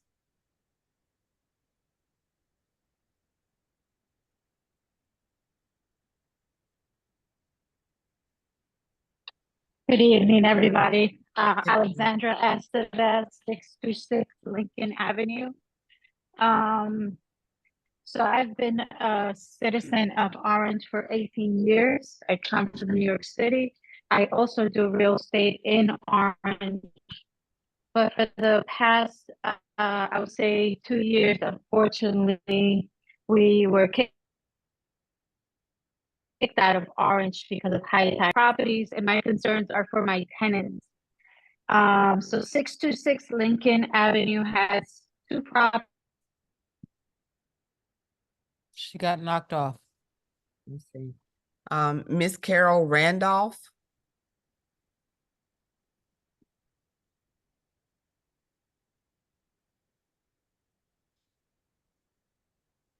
Okay. Hi, Miss Can you hear Randolph. me? Yes, ma'am. Good evening, everybody. Good This evening. is Carol Randolph. I'm at 692 Tremont Court in Orange. And I had some of the same concerns. I have spoken with the mayor himself about the paving of our street, and I've been in Orange since 2016. So we've been promised every year, me and other neighbors, that our street would be paved. And I know that you may not have like a list available right now, with the streets that are authorized to be paved. But is it possible to post a list or something of whatever's being authorized? Because we're told every year that, the mayor has the say to make changes. I've been told about engineering, some assessments, and a bunch of other stuff. Is it possible to have those lists posted for what is authorized for each year, or however you guys determine the budget for the paving? Director Mays, DA Hartwhite. Yes, first of all, the list is on the Public Works website.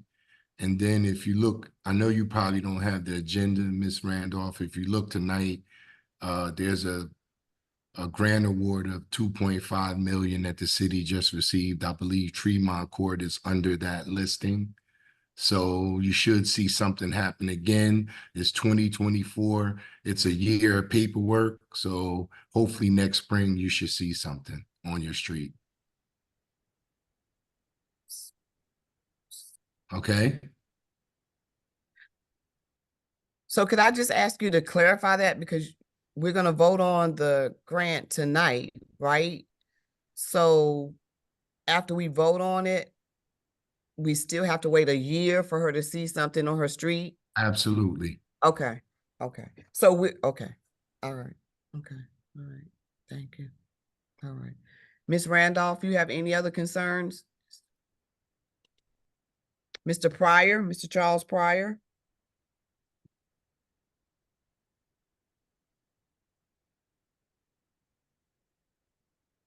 Good evening, Council President, council members and administrative members. Congratulations to you, Council President, on your elevation to this position. And congratulations to the council members and to the mayor for winning the election. And of course, my heartfelt condolences to the Summers Johnson family for the loss of their patriarch. Council members. Yep. Council members know me, but Charles H. Pryor II. I live at 259 Sterling Avenue. I've been in Orange since 2019. My daughter goes to Haywood. I've been invested in Orange, participating, engaging, doing a lot of things behind the scenes, and just trying to build connections and get the voice of the residents out. The reason why I raised my hand, you'll know I usually stay in the background in these larger meetings, is because I've heard a lot of really talented residents come out and make some phenomenal points. And then I think back to much of my committee engagements and what that experiences are like. And I'm gonna say to my fellow residents, we need your help. Resident engagement in a number of the committees that I'm on has been very low, to the point where this year's CBAC, for lack of a better phrase, was a little bit defunct, and was an engagement that I really had to remove myself from because of the lack of resident engagement in that space. Now, that said, I can understand the frustration because there are a number of things that we bring forward that we feel like we're not heard, but the more numbers, the more engagement, the more voices, then we can move things forward. So I'm not on here to complain, not on here to pat people on the back or anything, just really say to my fellow residents, we have to be engaged in these spaces and in other spaces, a number of committees.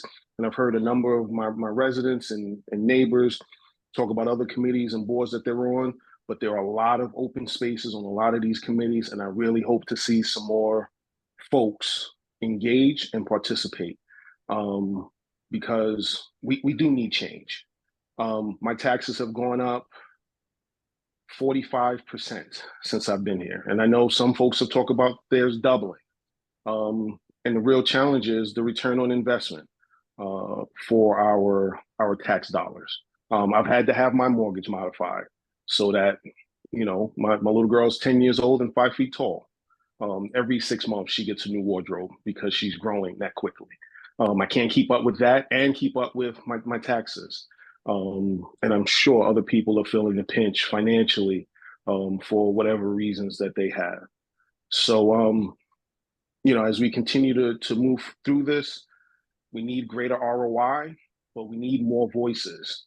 We had 20% of the electorate participate in this previous election. That's just not enough. The town of 30,000 people, and there are 80 people on this meeting here. That's not enough. If we want change, we have to bring our voices to this table and to all the other tables and spaces that we have the opportunity to speak up. But one of the most important ones are those places where we submit a ballot. So, Council President, thank you for my time here today, and hope to see you in a couple of weeks at a Budget Committee meeting. Be well. Thank you so much, Mr. Pryor. Ms. Estevez?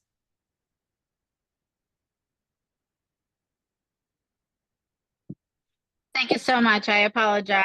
you're good. I guess I got disconnected. So two things that I wanted to just relate. I've heard a lot of people on this phone call that they live in Lincoln Avenue. And there are two big major buildings that are empty, 593 Lincoln Avenue, since I lived in Orange for the past 18 years. And another one that's just been sitting there. When I do the lawn for my property, I try to maintain as much as possible on my next door neighbors, which I get along very well. But I have noticed the big issue is rats, raccoons, groundhogs, where my tenants or anyone around there will tell you that this has become a big factor. I've mentioned it to the animal control, which phenomenal service from Rudy. But what can we do, and how can I be of service if that needs to happen? What can we do to implement more clean streets, especially in Lincoln, where we have Haywood Avenue and students coming in, right? And we can't control students. And then also, maintaining, we talked about the involvement on new trees, but who's responsible of keeping up with those trees? We have elders that live in these homes. For once, I do treat my trees, but who is responsible once these baby trees become massive big, right? And my last is garbage bins. I noticed that in West Orange, we do have garbage bins close to certain locations that are more busy from pedestrians than anything else. Is there a way to maybe implement and, maybe sponsor, and I'll be more for that, and I can put the word out, but is there a way to minimize the garbage from schools and the students walking through your sidewalks, where all of a sudden you're cleaning and now you're finding sodas, you're finding extra things in the main streets? So how can we help on that end as well? And last, Highland Station, homeless issues. We're bringing population to the Orange, saying how amazing Orange is. I always promote that. But we're seeing people now that are homeless in the stations. How can we help to maybe navigate that issue?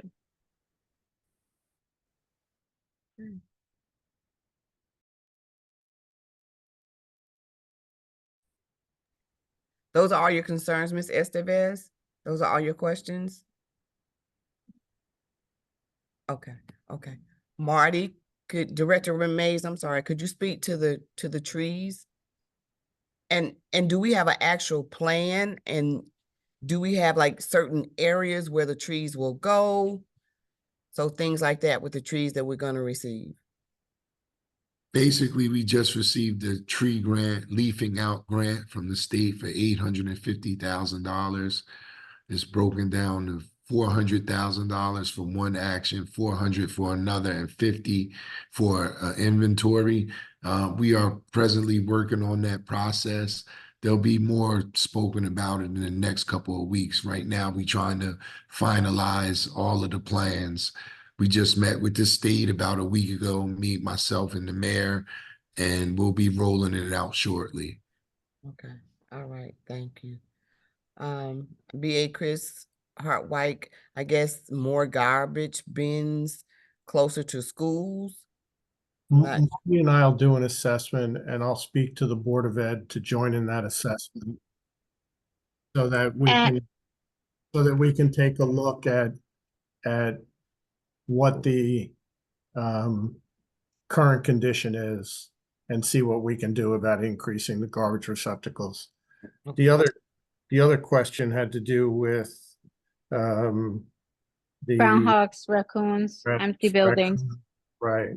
I'll sit down with the health officer and the animal control officer, and we'll come up with a plan to address that issue on Lincoln. And I think that overall for all the owners as well as the people that are renting, right? It gets frustrating when you go and you're scared to open up your garbage can. I myself have put 3 big, and I treat that house, it's been already a year. So I've treated this house for already a year. I even allow my tenants to have cats just for them to be in a safe zone.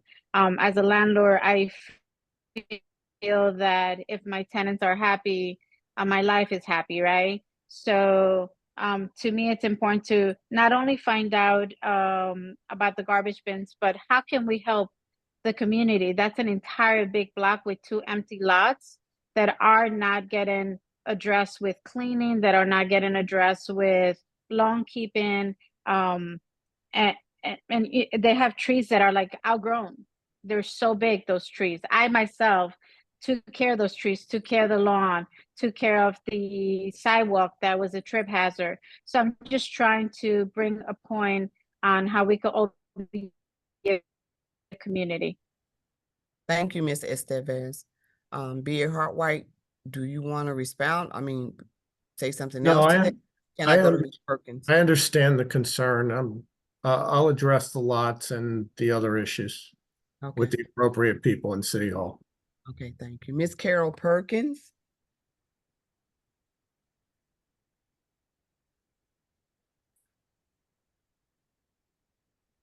Hi, Ms. Perkins. Am I on? Yes. Okay. All right. Congratulations to you. You know, I'm so very happy.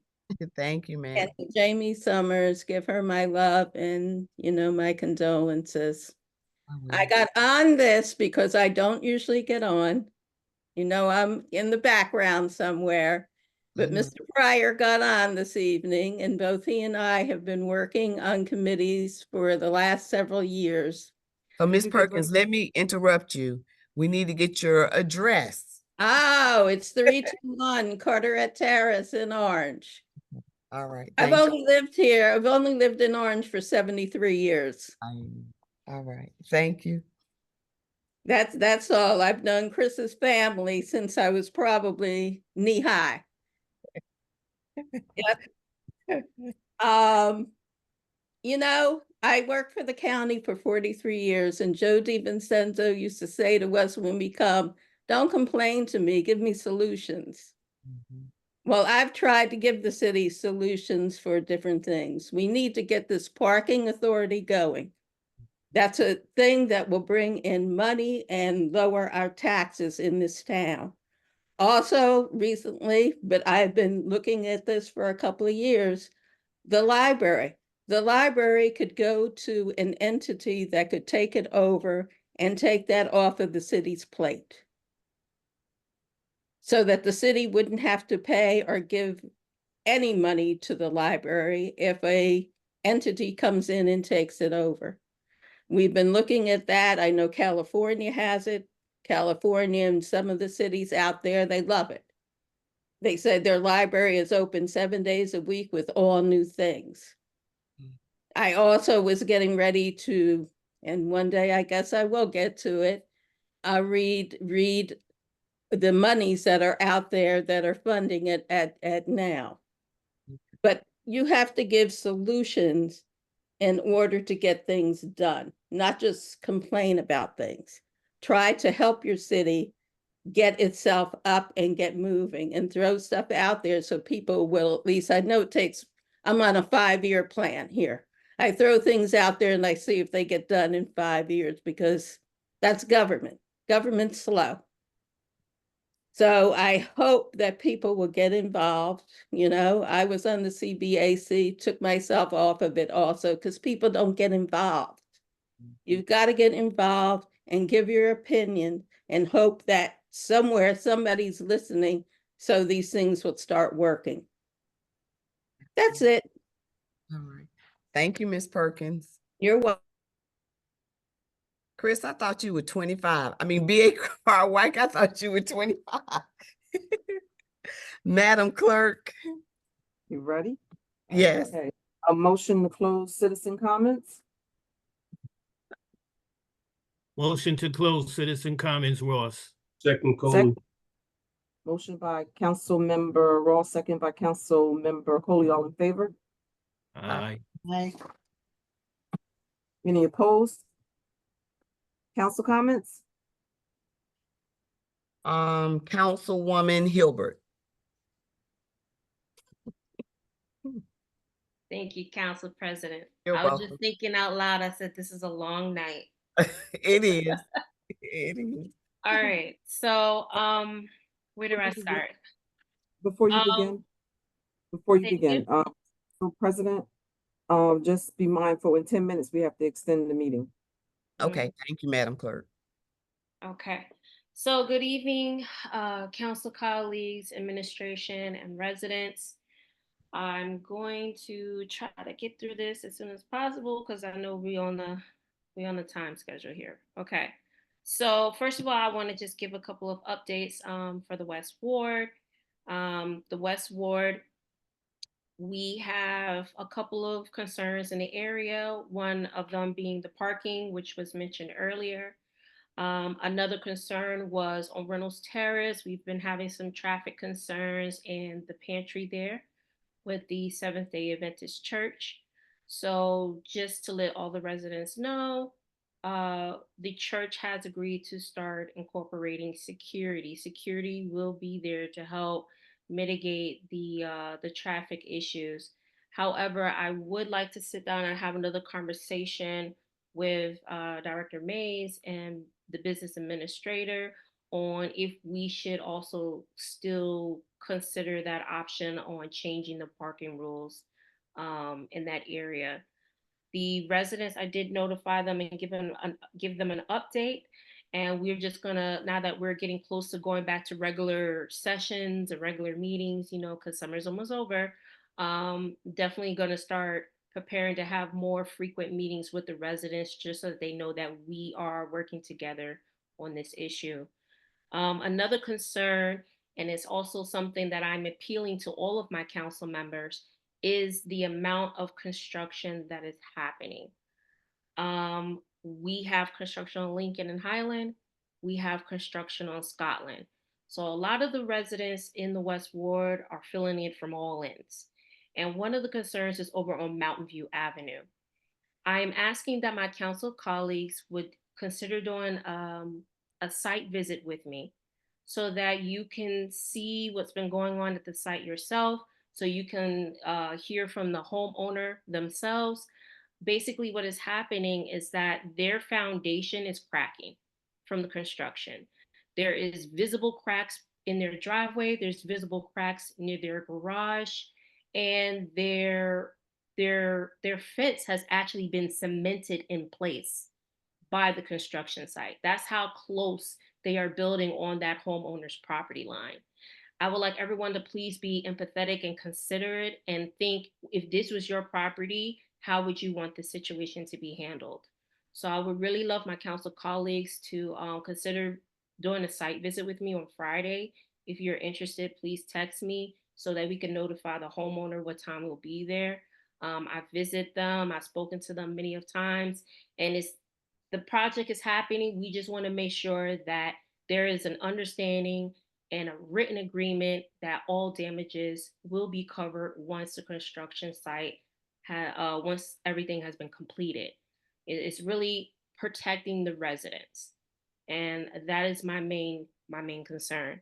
Another thing that I would like to mention is in regards to the scatter sites The scatter sites project or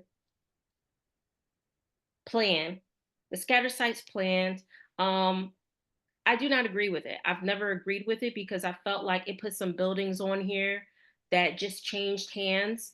And so I felt like those people, they knew where they were getting into. Some of those buildings had renovations, but also there's homes on this list. There's homes on this list that are actually, they're phenomenal homes. And the homeowners don't even know that they're on this list.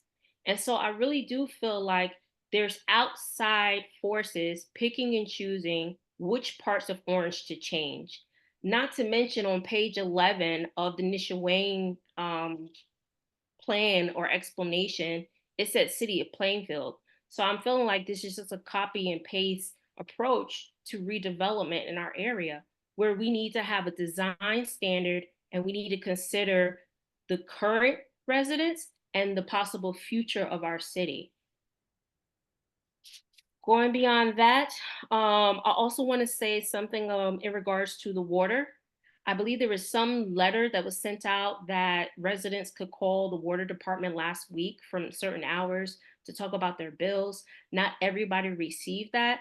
And I just wanted to, give a recommendation maybe to the administration or the business administrator that we need to have a really open conversation about what's happening with the water bills. There's extremely high prices and everyone's feeling it. And in my closing, just thank you, everyone. My council president, thank you for the time. And if possible, my last thing, if possible, what was it? If possible, could we please just confirm like when we'll have that meeting about the parking issue for the Lincoln and Highland? Thank you so much. Thank you. Oh, I'm Councilman. sorry. And Director Mays, congratulations on the spray park, Central Avenue. It looks nice. That's it. Councilman Kerry Coley.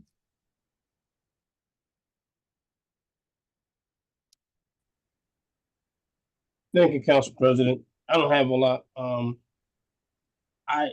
I've been saying this for the longest, and to say continue to say it again. Parking has always been an issue in Orange, and it's going to continue to be an issue. But hopefully, I'm sure that we will get our arms around this issue and improve it some type of way. I didn't get a chance to talk to Director Mays. I would have called him earlier, but on Hilliard Street, next to where you guys used to live at, Director Mays, the Mitchell's old house, it's a lot now. If you could put that on your list of lots to be looked at, to be cut for a chargeback, I would truly appreciate it.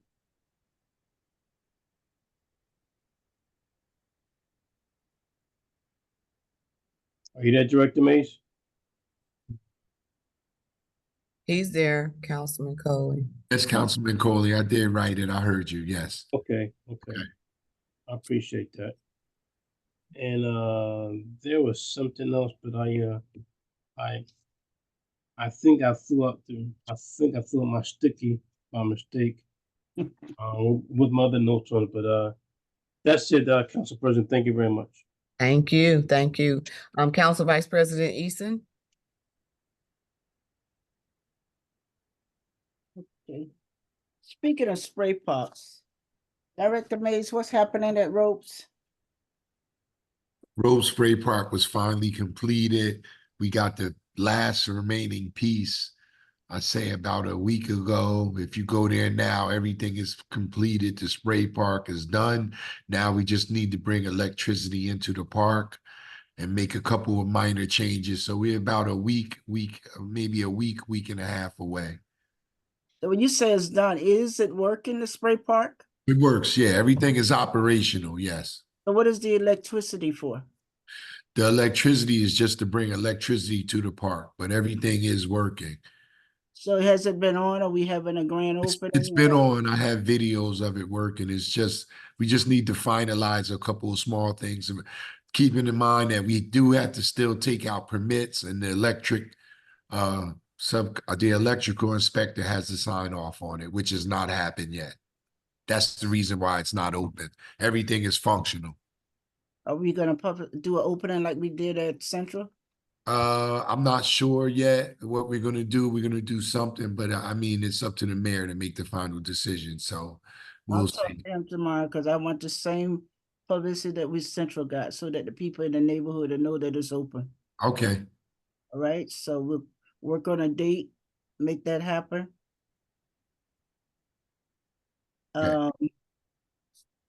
Someone, they were talking about garbage, and I just wanna, at West Orange, and I think that was Miss Escobar. How you doing, Miss Escobar? If you're still there, we miss you. But anyway, West Orange, if you notice, if you go there today, and I think Martin, I've had this, they took up all of their garbage cans. There's no street garbage cans anymore. That's why it's much cleaner. So the stores have got their own little garbage cans that they sit inside, which you put the garbage in as you leave. And they were looking at a new garbage vendor and bringing in something different, but that doesn't work out. Marty looked at that and it's not working out I think there's a lot of controversy. But Chris, speaking of, so that's how they're cleaning their city. They took up all the off the street garbage cans. So if you have garbage there, you have to keep it in your hand till you find somewhere to dispose of it. And people are not disposing of it in the street because it is much cleaner around the city, around the main street and Washington Street and all of those areas. But, and then the other issue I have is paving. There's been a lot of talk about residents having paving, but I noticed there's no paving in the North Ward. And Marty, you know I'm a stickler for that. So I hear everybody else complaining. We need all this paving, all this money coming in. I need to know when you're going to do some streets in the North Ward. And it's interesting that some of my residents come on this meeting. None of them ever talk about how bad their street is in the North Ward. Aldine is a mess. I left you a message this morning. There's a hole in the middle of Aldine between Cleveland and High. So we need it, and the street is in horrific shape. Cleveland Street, we talked about having the paving for the school done because we got a beautiful new facility. The front is gorgeous. You guys might want to come out and take a look, but the street is a mess. When are we going to get Cleveland paved from Washington all the way up to Park Avenue? It can't wait a year. I know we were going to talk about having the developer do it. I don't know if you ever made that, the contractor do it. If you ever made that connection, I think I owe you a phone number. But so tomorrow, I guess we need to go over how you decided on what streets get paved. And they all can't be in one ward. You got to spread the money across town. So we will talk about that tomorrow. And I think this is for our business administrator. Can someone, Mr. Hartwack, give me what do I want? Direction on how you get something on the website in a timely manner. Some people get things on the website in an hour. Other people, it takes 2 and 3 days, or a week and 2 a month. So I need to know what the process is. Who should it go to? How do we get it on the website so it's put there in a timely fashion, which is not happening for everybody. So maybe sometime tomorrow you can email me the process. Motor vehicle, the division of motor vehicle will be at St. Matthew's Church on August the 21st between 10 and 2. And we're trying to get the link so people can register. It will be there August 21st, September 21st, and October 21st from 10 to 2. So if anybody needs division, anything for motor vehicle, you don't have to go stand in the line or make an appointment at one of the locations. We do most of everything at that location. It'll be at St. Matthew's Church, 336 Oakwood Avenue. So once we get it on the website, please look for the link and you can sign up and make an appointment. And I think that's all I have. Thank you. Thank you, Council Vice President. Councilman Ross. Thank you, Council President. Good evening, everyone. I'm gonna start with parking first. I just got two questions for Chris. You mentioned Crane Street development has additional parking for the residents in the city of Orange. Is that correct? So there's a level to the deck that was provided to the city that we're working on opening that has additional parking for the residents, yes. So it's not being utilized at this time? Only partially. And who will be able to use that lot? It'll be open to the public. To the public. Oh, okay. All right.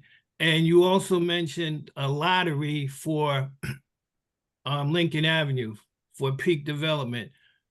After the lottery is done, do they have to pay for parking? That remains to be decided. Okay. All right. And those 66 spaces, are they there now, or when the second part of the development is completed, is that where the 66 spaces will be? Now, the 66 spaces are there now. Okay. All right. So we should be working on that very quickly, right? Correct. Okay. Another thing, Military Park. We need to pay better attention to that. Okay. We spent a lot of money on Military Park. I was through there the other day, got bike tire marks all throughout there on the sidewalks. There's people drinking beer out there, you know, all afternoon, hanging around, just mulling around there, and it's starting to look messy. So we need to spend some more attention to that because, again, we spent a lot of money on that park, on the redevelopment of that. I also want to talk about the street sweepers. I've been very pleased to see them out, you know, cleaning our streets. My question is, where are the old ones? They're currently at the Elgin repair place. So we're getting them repaired and we got to put them back in use? We may get one of them repaired, not the other one. Okay. And we haven't decided on the one yet. It might be cheaper for us to actually just build in the purchase of a third of the ones that we just purchased two of. Okay. And perhaps get it with some grant funding. Okay, because my thinking was, I mean, they're just hanging around. Can't we just trade them in or, you know, get some money for them instead of them just...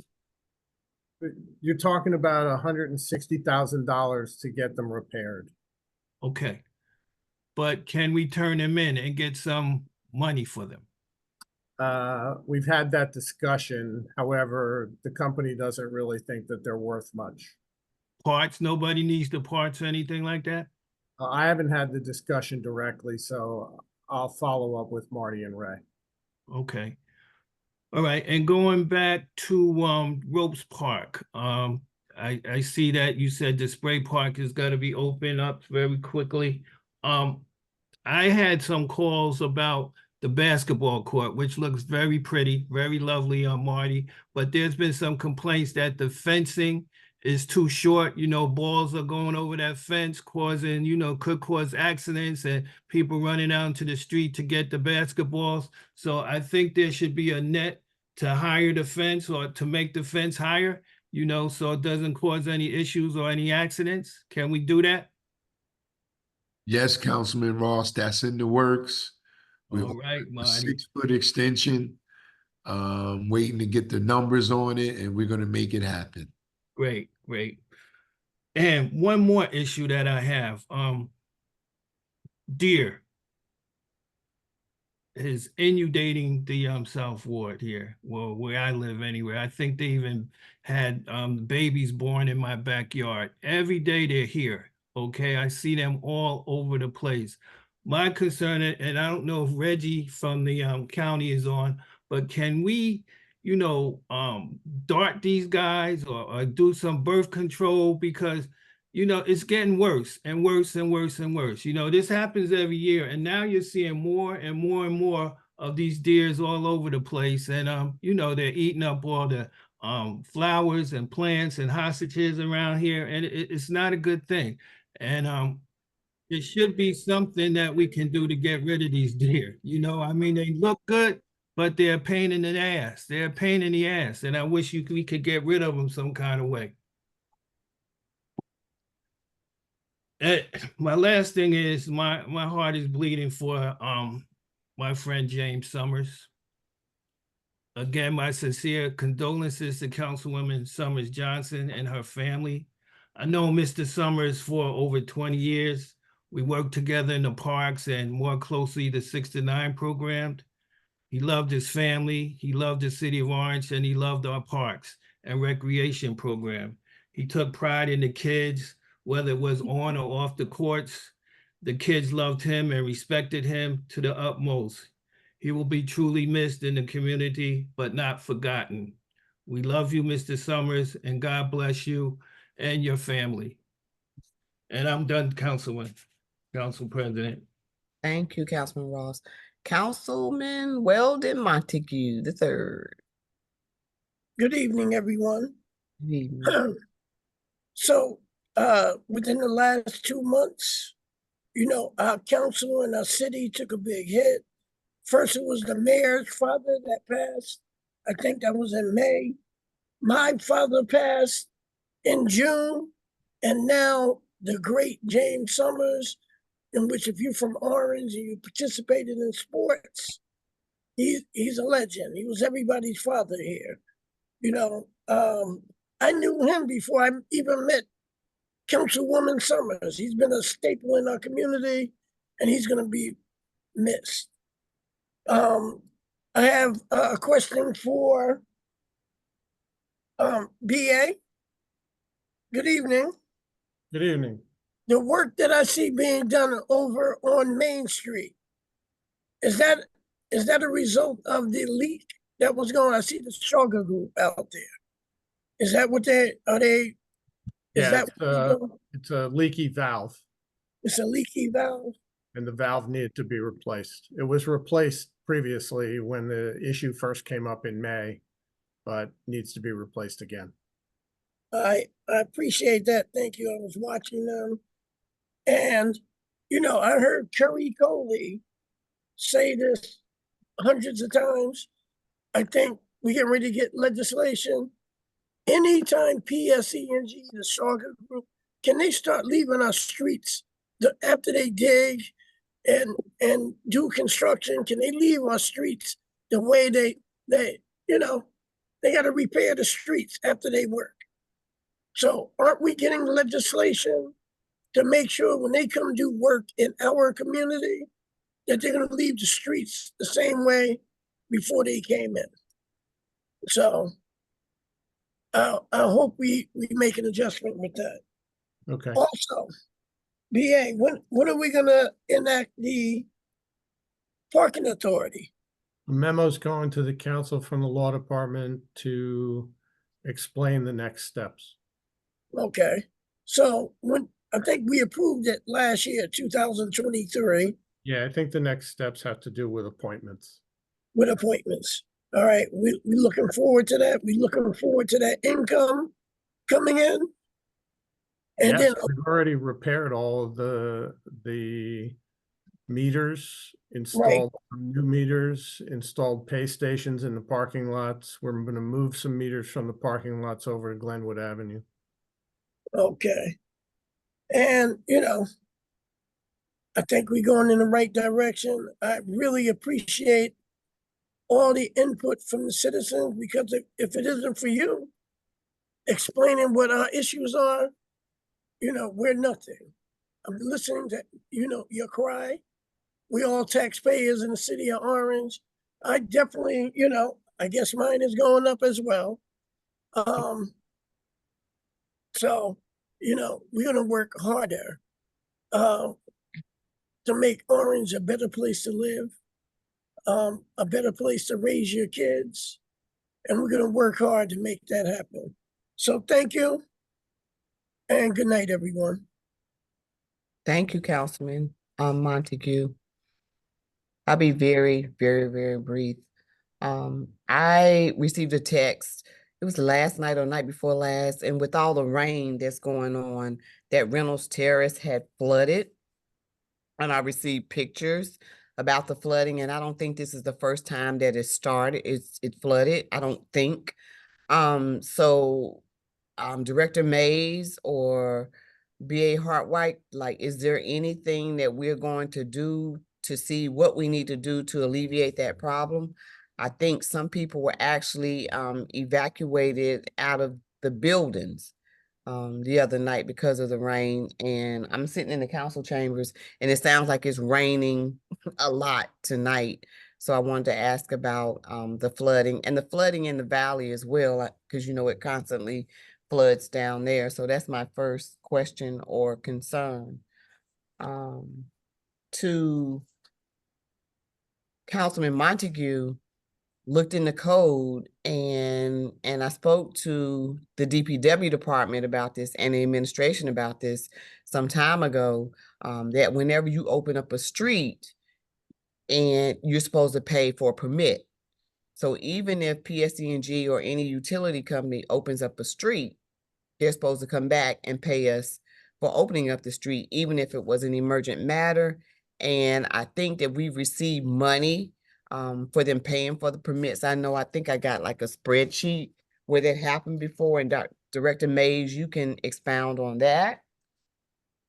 Want to say, thank you to my council colleagues for voting me in as council president. I am really, really excited about this next chapter in my political career. I want to say thank you so much for that. I want to say, I want to make you proud and, call me if I do something wrong or say something wrong. We're all friends and, I'm easy to get along with sometimes. Who is that laughing? Probably Joyce. Talking about that, talked about the flooding. And I want to give you, Councilwoman Summers Johnson texted me the information about her father. I just want to give that out briefly, and we'll be sending out something from the clerk's office tomorrow. His service will be August the 13th, 2024. The viewing will be from 10 a.m. to 11 a.m. His celebration of life will be from 11 a.m. to 12 p.m. It's going to be at St. Paul Church, which is 119 Elm Street in Montclair, New Jersey. And the interment is going to be Rosedale Cemetery, but we'll be sending something out so the community can send their deepest condolences to the family. I've had, as Councilman Montague said, it's been a lot of death in our city recently. And with those things that have happened, I had a really good friend, her brother passed unexpectedly. And with that being said, and even with the things that Councilwoman Summers Johnson is going through, I've spoken to the surrogate, Al Tariq, and he came and did a seminar for the seniors, but I've asked him to come back and do a seminar for everybody in Orange because it's important that you have your affairs in order. And I know it's something that we don't like to talk about, but it is something that we do need to talk about. And Marty and Chris Hartwick, I'll defer to you and thank y'all so much. We need to place a vote, motion. At 10:30. Okay. Council President. Yes, sir. I just want to make an announcement, about the Caribbean Festival is being canceled this Saturday. And I think it's for Sunday now, correct? I hadn't heard. B.A. Hartwhite. I have not heard. Okay. Okay. But it's canceled for Saturday. Okay. It has been. I was just giving a thumbs up. It has been. The flyer will go out. Oh, it's out. It's out. Okay. I was told that the flyer is already out.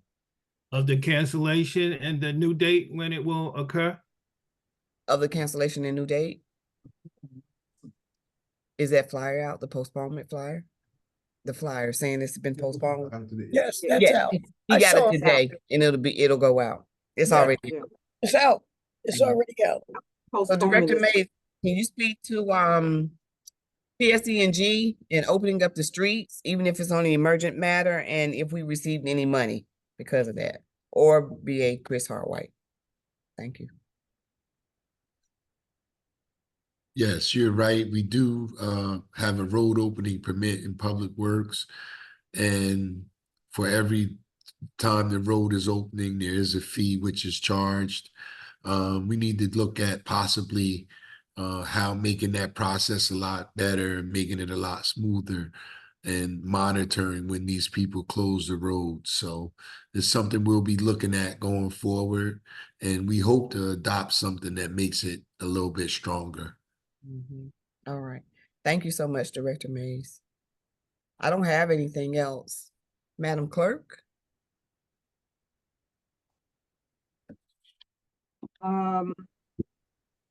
Ordinance on second reading, public hearing, 2824 was tabled from the last meeting and will remain tabled.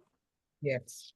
Ordinance on introduction and first reading, 29-2024, an ordinance to amend chapter 200 vehicle and traffic, section 200-38, schedule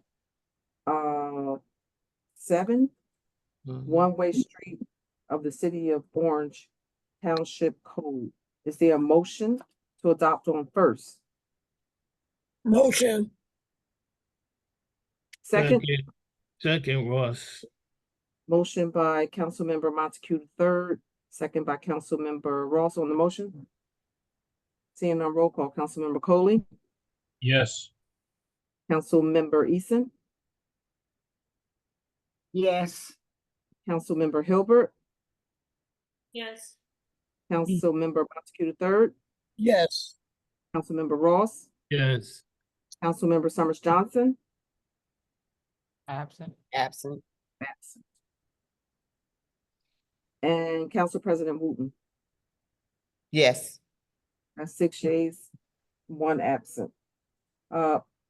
30-2024, a capital ordinance appropriating $320,000 from the capital surplus fund to pay for the purchase of equipment for the fire department by and in the city of Orange Township in the county of Essex, state of New Jersey. Motion to adopt on first. Motion. Second, Ross. Motion by Councilmember Montague III, second by Councilmember Ross on that motion. Seeing on roll call, Councilmember Coley, Yes. Councilmember Eason, Yes. Councilmember Hilbert, Yes. Councilmember Montague III, Yes. Councilmember Ross, Yes. Councilmember Summers Johnson is absent. Council President Wooten. Yes. 31 motion passed. 31-2024. An Point of ordinance order, Joyce. Oh, Madam Clerk. Mhm. Want to let Mr. Ward know that there's not a public hearing until they get to second reading. Second reading. Thank you. 31-2024, an ordinance amending chapter 210, article 5, section 32, stormwater control requirements of the municipal code of the city of Orange Township. Motion to adopt on first. Move, Wooten. Second. Montague. Motion to on first is Councilmember Wooten, second by Councilmember Montague III. On that motion? Seeing on roll call, Councilmember Coley, Yes. Councilmember Eason, Yes. Councilmember Hilbert, Yes. Councilmember Montague III, Yes. Councilmember Ross, Yes. Councilmember Summers Johnson is absent, and Council President Wooten. Yes.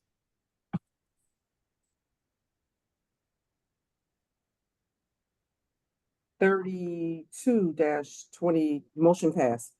32-2024, an ordinance of the Municipal Council of the City of Orange Township, County of Essex, State of New Jersey, to approve and adopt the scattered sites redevelopment plan, implementing specific development regulations and bulk zoning standard applicable to scattered sites.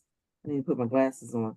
Scattered sites redevelopment area, all in accordance with the local redevelopment and housing law, NJSA 40A:12A-1 et sec. Motion to adopt on first. Motion. Second, Wooten. Motion by Council Member Montague the third, second by Council Member Wooten on the motion. Motion. Mhm. Yes, so I just want to reiterate to my council colleagues to reconsider the full scope of this plan. Again, just speaking from my experience from my ward, this plan is proposing to remove a lot of single family homes. And it's also planning to remove majority of our Little Italy district, which is also pretty popular and famous here in the city of Orange. So please consider on what the future of this city will be and what parcels, what homes, what properties we're putting on this plan, on this study. Thank you. Madam Clerk. That's it for the motion. Yes. Roll call, Council Member Coley, Yes. Council Member Eason, Abstain. Council Member Hilbert, No. Council Member Montague the third, Yes. Council Member Ross, Abstain. and Councilwoman Summers Johnson is absent. Council President Wooten. Yes. That's 3 yeas, 1 nay, and 2 abstain.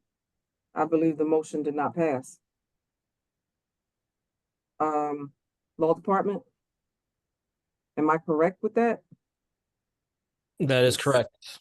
Okay, didn't pass. Thank you. 33-2024, an ordinance to amend and supplement the code of the City of Orange Township, Chapter 185, entitled Streets and Sidewalk, to create Article 13 entitled Street Construction, Repair, and Maintenance, sponsored by Councilmember Ross and Eason. Is there a motion to adopt on first? Motion. Second, Wooten. Motion by Councilmember Montague the third, second by Councilmember Wooten on the motion. Seeing no roll call, Councilmember Coley, Yes. Councilmember Eason, Yes. Councilmember Hilbert, Abstain. Councilmember Montague the third, Yes. Councilmember Ross, Yes. Councilmember Summers Johnson is absent, and Council President Wooten. Yes. That's 5 yeas, 1 abstain, and 1 absent. The motion passed. Madam Clerk, Ordinance, yes, when was this one sent? This was on the amended agenda? as far as I know, it was on the original agenda. I think it was To on Mar- So this was submitted to us back last month in July. However, it was missed when we did the agenda, and it was brought to my attention on Friday that we missed it. So we redid the agenda because they had already sent it to us on July. Okay, tell me the number again. 33-2024. Okay, I abstained because I did not read it. Just to clarify. You can continue. Thank you. Thank you. 34-2024. An ordinance to amend and supplement the code of the City of Orange Township, Chapter 200, Article 2, entitled Parking, to regulate parking of boats, sponsored by Councilmember Eason and Councilmember Ross. A motion to adopt on first? Motion to adopt. Second. Second. Motion to adopt Ross. by Councilmember Ross, second by Councilmember Montague the third. On the motion? On the motion, Can we also, I meant to call you guys, can we also amend this? Those long, trailers that these tow trucks, tow vehicles in. Sometimes these people, they park these long, trailers and that you load a parking car. That you load cars on. I don't know exactly what you call them. Some kind of trailers. You talking about the flatbeds? No, it's Yeah. not a flatbed. It's not a You talking about flatbed. the double decker ones? Yeah, Yes. car, right? Yes. I'm You sorry. talking about the one you see on High Street? You see it on High Street a lot? High Yeah. Street, and then sometimes we see them just parked around town. They just park them in low vehicles and keep on moving.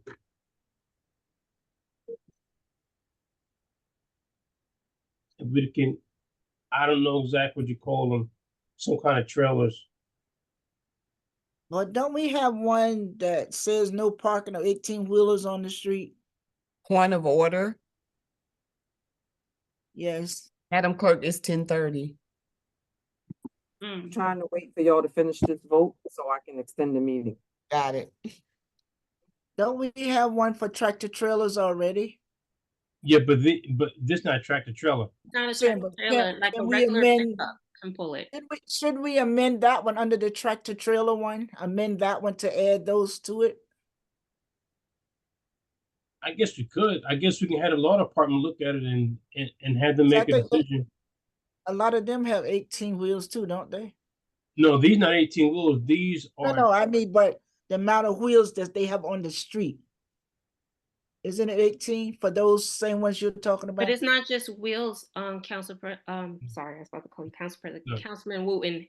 It's also about the weight of the vehicle too. That's what I'm saying. We probably should amend that under the tractor trailer one. Well, whatever the law department say, it is. That's what it is. All right, thank you, Council President. Well, Councilman Kohler, we can have Probably need the chief too. Mitch Rahi, are you there? Or we could have Marlon look into it. Okay. Legislative Research Officer, can you pull it and see if we can add that to that legislation?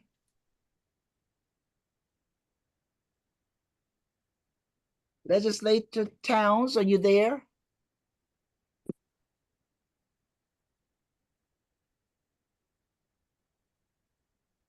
If not, we will forward it to him tomorrow. All right. Council President. Okay, thank you, Thank Council. you. All Thank right. you. Council President, point of order.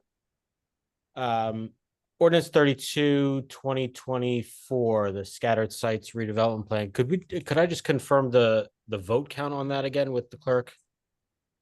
It was 3 yeas, 1 nay, 2 abstain, and 1 absent. Okay, so we have 3 yeas and 1 nay. Okay. Yeah. All right. I have to confirm with Robert's rules, but I thought that we only had 2 yeas. With 3 yeas, that would be a majority vote that ordinance would pass on first reading. I will double check though and let you know for sure in the next few minutes.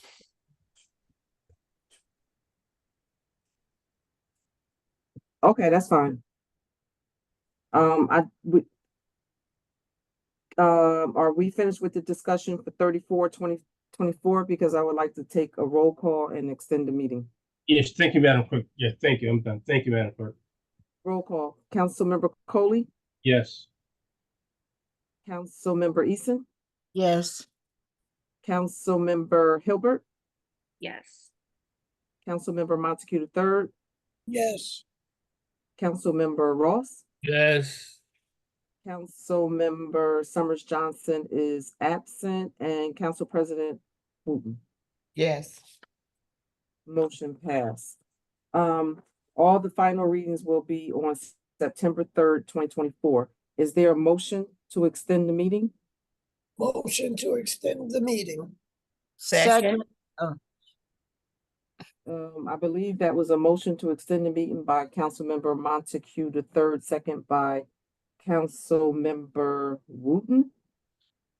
Sure. On that motion, seeing none, roll call. Councilmember Coley, Yes. Councilmember Eason, Yes. Councilmember Hilbert, Yes. Councilmember Montague III, Yes. Councilmember Ross, Yes. Councilmember Summers Johnson is absent, and Council President Yes. Wooten. The Yes. meeting is extended.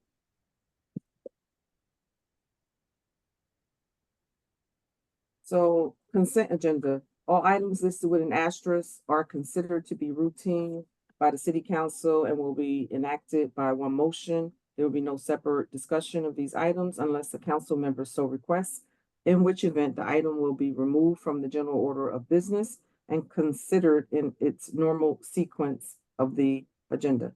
Council members, are there any items that you wish to remove for a separate vote? Seeing none? Wait, Joyce, what, did you have to make the amendment on the record? For which one? Of amended correction vendor's name in the six.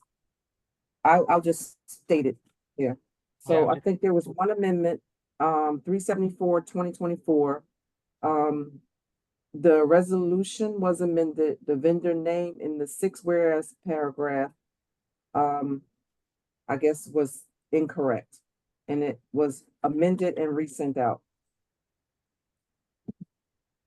And I believe that was it. And Madam President, 384. Yes. The amendment would be from Councilman Kerry Coley to Councilwoman Tensie Eason.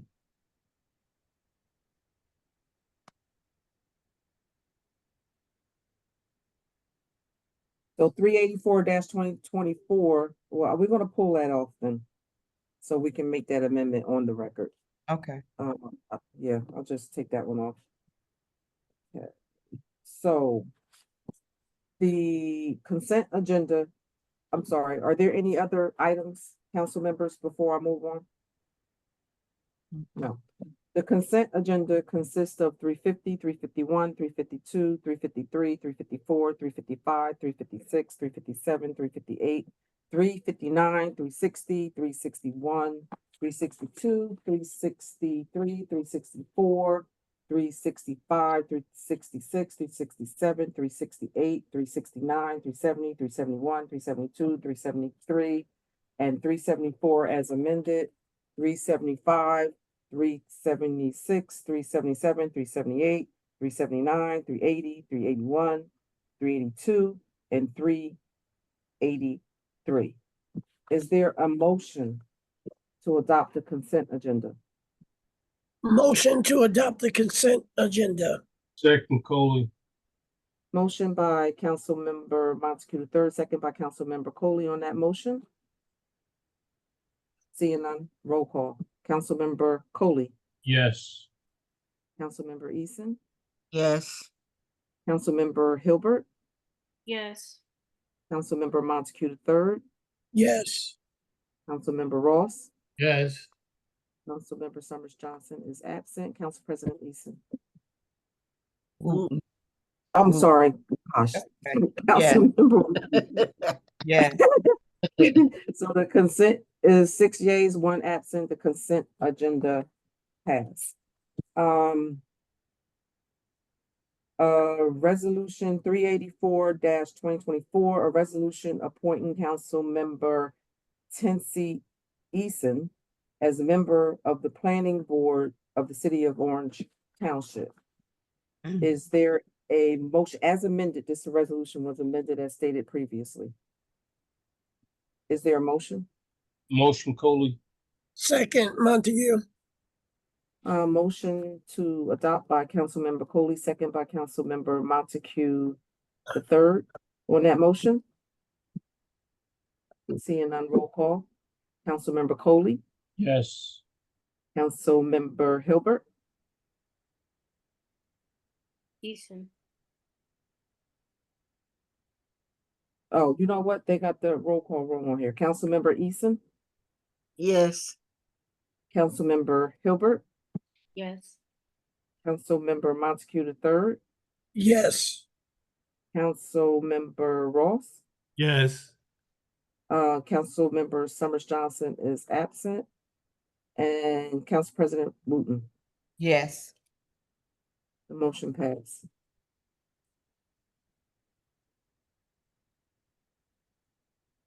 Council members, is there any new business? If not, is there a motion to adjourn? Motion to Uh, adjourn. Before we move, Council President, I just want to clarify 32/2024 with a vote of 3 ayes, 2 nays. I'm sorry, 3 ayes, 2 abstentions, and 1 absence did pass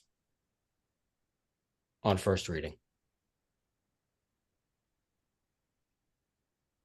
Okay, so 6 people voted on it and 3 people said yes and 1 abstained. So what, I'm sorry, repeat which one it was, because we'll So- go back to. So 32/2024, I believe it was scattered sites. Yes.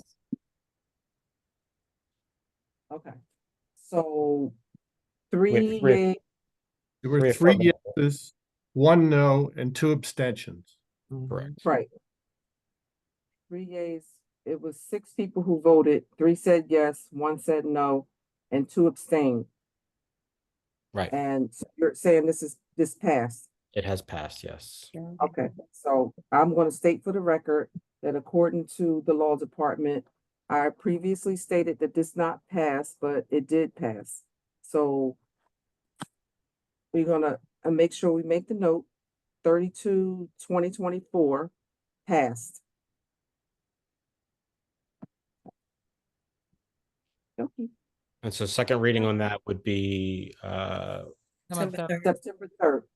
September 3rd. September 3rd. Right. Council President, Yes, Councilwoman Hilbert. I wanted to clarify what Councilman Coley was speaking to in regards to the tractor trailers. Yes. It's called a it's called a car holder, and it is technically by the DOT considered to be a tractor trailer. Okay. So just for I think we said who was gonna look into it? Marlon? Yes. Okay. So yeah, that's the appropriate designation. Thank you Okay. very much. Thank you, Councilwoman Hilbert. Okay, so there's no walk-on ordinances again. Is there a motion to adjourn? Motion to adjourn. Second, Coley. Motion to adjourn by Council Member Montague the third, second by Council Member Coley. All in favor? Aye. Any opposed? This meeting is adjourned at 10:42 p.m. Have a good night. Good night. Good night, everyone.